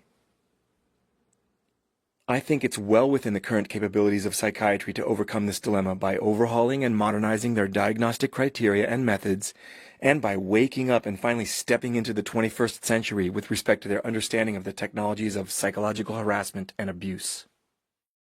Even now, an ethical and professional psychiatrist needs to only take a few extra minutes of time to speak with the person in front of them, and to acknowledge that it's not possible to know all criminal methods and nefarious technology in existence in order to make sound diagnoses. Sadly, given how things have been going, it won't be surprising if psychiatry continues to stubbornly refuse to acknowledge organized stalking and electronic harassment, even as many psychiatrists have seen dramatic growth in the allegations of these crimes. If psychiatry's response to this human rights atrocity is recalcitrant or delayed, coming only after an angry public forces reform, the profession's reputation and stature will suffer irreparable harm. if it hasn't done so already. So, psychiatry's role in empowering organized stalking and electronic harassment is one major issue that we need to deal with if we are to effectively combat these crimes. Another key issue is deniability. In fact, deniability is the very essence of what makes directed energy weapons so dangerous to stable, just societies, and why we should all be very concerned about the rapid growth in the use of these weapons in civilian settings. This sinister feature of radio frequency directed energy weapons is well known to just about everyone who has written about, worked on, or thought carefully about these weapons. It's certainly well known to the thousands and thousands of victims of directed energy assaults, including the US and Canadian diplomats who were attacked with energy weapons in Cuba. Deniability is so high with these devices because radio waves are silent and invisible. In addition, little to no durable forensic evidence is left behind when radio frequency directed energy weapons are used to harm or disable targets, human or otherwise. Certainly, the criminals who use these devices profit greatly from this inherent deniability. There's so much intrinsic deniability surrounding these weapons that people who don't want to be bothered by the difficulties of dealing with electronic harassment can flat out deny a problem which they know very well exists. Law enforcement, government institutions charged with protecting public safety, human rights organizations, politicians, psychiatrists, and other physicians all have the option of denying that these weapons are being used to harm people in civilian settings, simply because they would rather not deal with this tricky problem, or because doing so might threaten their careers or profits. This double-sided deniability of directed energy weapons was already clear to Dr. Stephen Metz and Lieutenant Colonel James Kievit of the U.S. Army War College, who wrote an essay in 1994 titled "The Revolution in Military Affairs and Conflict Short of War." In their paper, the authors wrote, quote, "The advantage of directed energy weapons over conventional ones is deniability." Against whom is such deniability aimed? Certainly not the narco-traffickers, who will quickly recognize that interception by the DEA or military planes leads to loss of their aircraft. Instead, deniability must be aimed at the American people, who do not sanction the imprisonment, much less execution of individuals without a trial." Unquote. The scenario involving the Drug Enforcement Agency and Central American narco-traffickers was fictitious, according to the authors. Yet their position on deniability was insightful and accurate, and it is shared by many other experts on radio frequency directed energy weapons. By design, organized stalking is also a crime with high intrinsic deniability. Clearly, the ease of denial by both criminals and law enforcement alike is fueling the rapid growth of organized stalking and electronic harassment. When police officers lacking integrity become aware of the high deniability of directed energy weapons and of the unwritten policies of their departments to not investigate electronic harassment because of that deniability, those corruptible police officers are emboldened to aid and abet the electronic harassment networks in their local communities, no doubt for kickbacks. That's how dangerous the deniability of directed energy weapons is, in addition to the institutionalized inaction of law enforcement when it comes to the crimes of organized stalking and electronic harassment. In very general terms, for the purpose of this talk, the trick to countering deniability will be to make the use of directed energy weapons less covert and more visible, so to speak. In other words, we need to come up with clever ways to make the use of these weapons less deniable. We can make positive steps in this direction with the following: better educated, better equipped, and higher integrity law enforcement, development of residual environmental markers and forensic biomarkers for radio frequency assaults, further development and wider use of RF sensing and recording technologies, and the acceptance of victim-generated data of this kind by the courts. Another big issue that stands in the way of exposure and justice is the sheer complexity and novelty of this socio-criminal phenomenon. The socio-criminal issue of people being targeted with organized stalking and electronic harassment is what's known as a wicked problem. Wicked problems are multi-layered, socially complex problems that resist resolution and often don't have clear solutions. Wicked problems include those that can only be solved if large numbers of people change their attitudes and behavior. Examples of wicked problems are problems in social planning, economic policy, global climate change, environmental degradation of the oceans, pandemic diseases, burgeoning population growth, drug trafficking, nuclear weapons, and social injustice, including organized stalking and electronic harassment, which are new social injustices of global proportions. In some ways, it's understandable how the government and law enforcement might feel like their hands are tied when it comes to grappling with organized stalking and electronic harassment. Huge numbers of quote-unquote ordinary people are being lured into committing these disgusting crimes, probably because they can feel anonymous in doing so, and there's so little chance of getting caught. Electronic harassment is a crime that produces little to no demonstrable physical evidence. How are law enforcement and the courts to deal with a crime like this, especially when the crime has become so prevalent?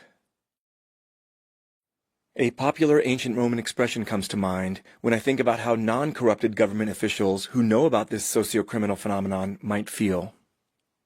Oribus tineo lupum. I hold a wolf by the ears. This expression refers to a very dangerous no-win situation in which either holding on or letting go could produce disastrous results. If the government lets go of the wolf's ears and begins openly addressing electronic harassment, in other words, begins facing the wolf, the government will have to acknowledge a serious criminal threat to public safety and the rule of law, which it may have very little capacity to control at present. If the government continues holding the wolf's ears, in other words, continues denying there's a problem, doing nothing to stop it, and effectively giving the perpetrators free rein to carry out their crimes with impunity, then the wolf is guaranteed to continue growing. That wolf is the organized socio-criminal problem of electronic harassment, which is often assisted by the criminal tactic of organized stalking. If anyone takes just a moment to think about this potential conundrum, even from the government's point of view, one of the alternatives is clearly the better course of action. Obviously, we should let go of the wolf's ears now and face the menace head-on immediately. Thousands upon thousands of tax-paying Americans are being illegally persecuted, assaulted, and often tortured, and the costs of this criminality to society are mounting fast. Extreme human rights abuses are being perpetrated against many innocent citizens. Microwave terrorists, or so-called psycho-terrorists, are posing genuine, community-level terrorism threats and carrying out those threats wantonly inside our country. This is going on right now in our country, as well as many other countries in the Americas, Europe, Asia, and elsewhere. Given the purported values of our country, this rampant crime spree of persecution and microwave terrorism should be totally unacceptable to our government and to law enforcement now, as it certainly is to the thousands of victims of these horrific crimes. It should also be crystal clear to the relevant government institutions that this problem will be way easier to begin dealing with now compared to 5 years, 10 years, or 20 years down the road. The wolf is a rambunctious, menacing adolescent now compared to the full-grown, rampaging, alpha male dire wolf that this problem will soon grow into. In the long run, it will save a massive amount of taxpayer-funded government resources to start dealing with this problem sooner than later. The reason is that, as time goes by, those who perpetrate or aid and abet organized stalking and electronic harassment are infiltrating further and further into social and government institutions, including law enforcement, other emergency services, and possibly even healthcare and the courts. As the number of perpetrators inside these institutions grows, they will have more power to corruptly impede investigations into dangerous organized crime groups. In addition, not dealing with the socio-criminal problem now is enculturating more and more young people into the attitudes and methods of community-level microwave terrorism. In actuality, the FBI has the equipment and expertise to begin dealing with this real terrorism threat today. They certainly receive enough taxpayer funding to carry out anti-terrorism law enforcement activities to protect tax-paying Americans from a real threat today. There should be no excuse for inaction on this. Unfortunately for the rule of law, because of the deniability factor of directed energy weapons, government institutions are succumbing to the temptation of completely ignoring or denying this problem, even as many citizens are being tortured with electromagnetic weapons, and some are being incarcerated in psychiatric hospitals when they reach out to law enforcement for help. There is an effective strategy that law enforcement and the Justice Department could begin implementing now, and that strategy is deterrence. It's obvious that organized stalking and electronic harassment will not stop unless the criminal leaders and orchestrating perpetrators know the genuine threat of extreme criminal penalties. The sociopathic perpetrators of these crimes seem to get a huge thrill out of secretly harming others. Many of them even seem addicted to voyeuristically watching others and terrorizing and abusing them through organized stalking and electronic harassment. The perpetrators are emboldened by the institutionalized silence and inaction of law enforcement on these serious criminal issues. The perpetrators simply will not stop unless they face the real threat of exposure and severe legal consequences. The FBI and similar law enforcement agencies around the world have the capability of successfully investigating perpetrators of these sorts of crimes. It certainly gets the attention of the FBI when criminals attempt to build and use potentially lethal, ionizing radiation-directed energy weapons, such as Eric J. Fate, pictured above, and Glendon Scott Crawford, below. These men were sentenced to 8 and 30 years, respectively, even though they never acted on their plot to use a homemade weapon modified from an industrial-grade X-ray machine against would-be victims. Although radio frequency directed energy weapons are much less harmful on a single assault basis, perpetrators of electronic harassment with such devices actually carry out repeated assaults on their victims, day in and day out, sometimes for years on end. The result is a very serious form of psychological and physical no-touch torture with devices that have deleterious effects on the victim's long-term health. From what we've gleaned about the energy attacks in Cuba, these forms of assault can potentially produce permanent hearing loss, traumatic brain injury, and probably other permanently crippling effects as well. Based on the reports of targeted individuals, perpetrators of electronic harassment sometimes carry out potentially deadly attacks. For example, attempting to incapacitate a victim while she or he is driving a motor vehicle. Induced heart attacks and strokes are also possible outcomes of radiofrequency directed energy assaults. The perpetrators of electronic harassment carry out brutally painful and dangerous attacks with complete disregard for the safety, health, and even life of their victims, which include women and men, girls and boys, the elderly and infirm, persons with disabilities, small children, and even pregnant mothers carrying babies. The mentally deranged criminals who carry out electronic harassment are also known to sadistically torture people's pets and farm animals. Animal rights advocates should be outraged about this. The sociopaths at the tops of electronic harassment networks, who are actively ordering, orchestrating, and arming these assaults and terror campaigns today against many victims simultaneously, deserve much more severe punishments than Crawford and Fate, who never carried out their directed energy plot. The criminal leaders and orchestrating perpetrators of electronic harassment deserve life in prison, as well as the forfeiture of their assets for the extreme human rights abuses that they're actually carrying out on a daily basis, with complete disregard for life and the rule of law. The FBI, RCMP, and similar national law enforcement agencies around the world cannot go after all the organized stalking and electronic harassment networks in their respective countries at once. Instead, they should select 1 or 2 of the largest and most dangerous groups of this kind and go after them with the standard techniques used to take down organized crime, including infiltration with undercover agents and the use of confidential informants. A few of the top criminals need to feel the sting of lifetime prison sentences and the forfeiture of their assets. As news of these consequences spreads through the dark underworld of organized stalking and electronic harassment, and the criminals see some of their colleagues doing perp walks in chains for the first time, many of them will be strongly deterred from engaging in these crimes any further. Law enforcement action against a few of the leading perpetrators needs to be swift and decisive, and the penalties need to be severe for this deterrence to be effective. Strong deterrence of this kind will work. In fact, with elusive and pervasive crimes like organized stalking and electronic harassment, deterrence is the most effective counter-strategy. Inaction is not acceptable. Thousands of victims have been asking for help for years, and the number of victims is only growing larger by the day. The lives of tax-paying citizens are on the line. Respect for the rule of law is at stake. The safety and stability of free democratic societies are ultimately under threat from this new socio-criminal problem. When will law enforcement start doing its job? What kind of futures will our children have if these perverse crimes are allowed to continue unchecked? To the victims of these crimes, I say, it's time to step up our game and be more vocal than ever that what's happening is outrageous and unjust. It's time to hold law enforcement accountable for not dealing with this problem. To the low-level perpetrators of these crimes, who still retain a shred of their humanity, I say, it's time to defect from these criminal organizations and disclose what you know about them. Start showing the same courage and integrity that the victims do. A world with rampant organized stalking and electronic harassment won't be good in the end for you, your children, and the other people you love. Keep documentation and evidence of the crimes you've witnessed, and use that evidence for good when the time is right. That time is coming soon. Start doing the right thing and regain your freedom and dignity.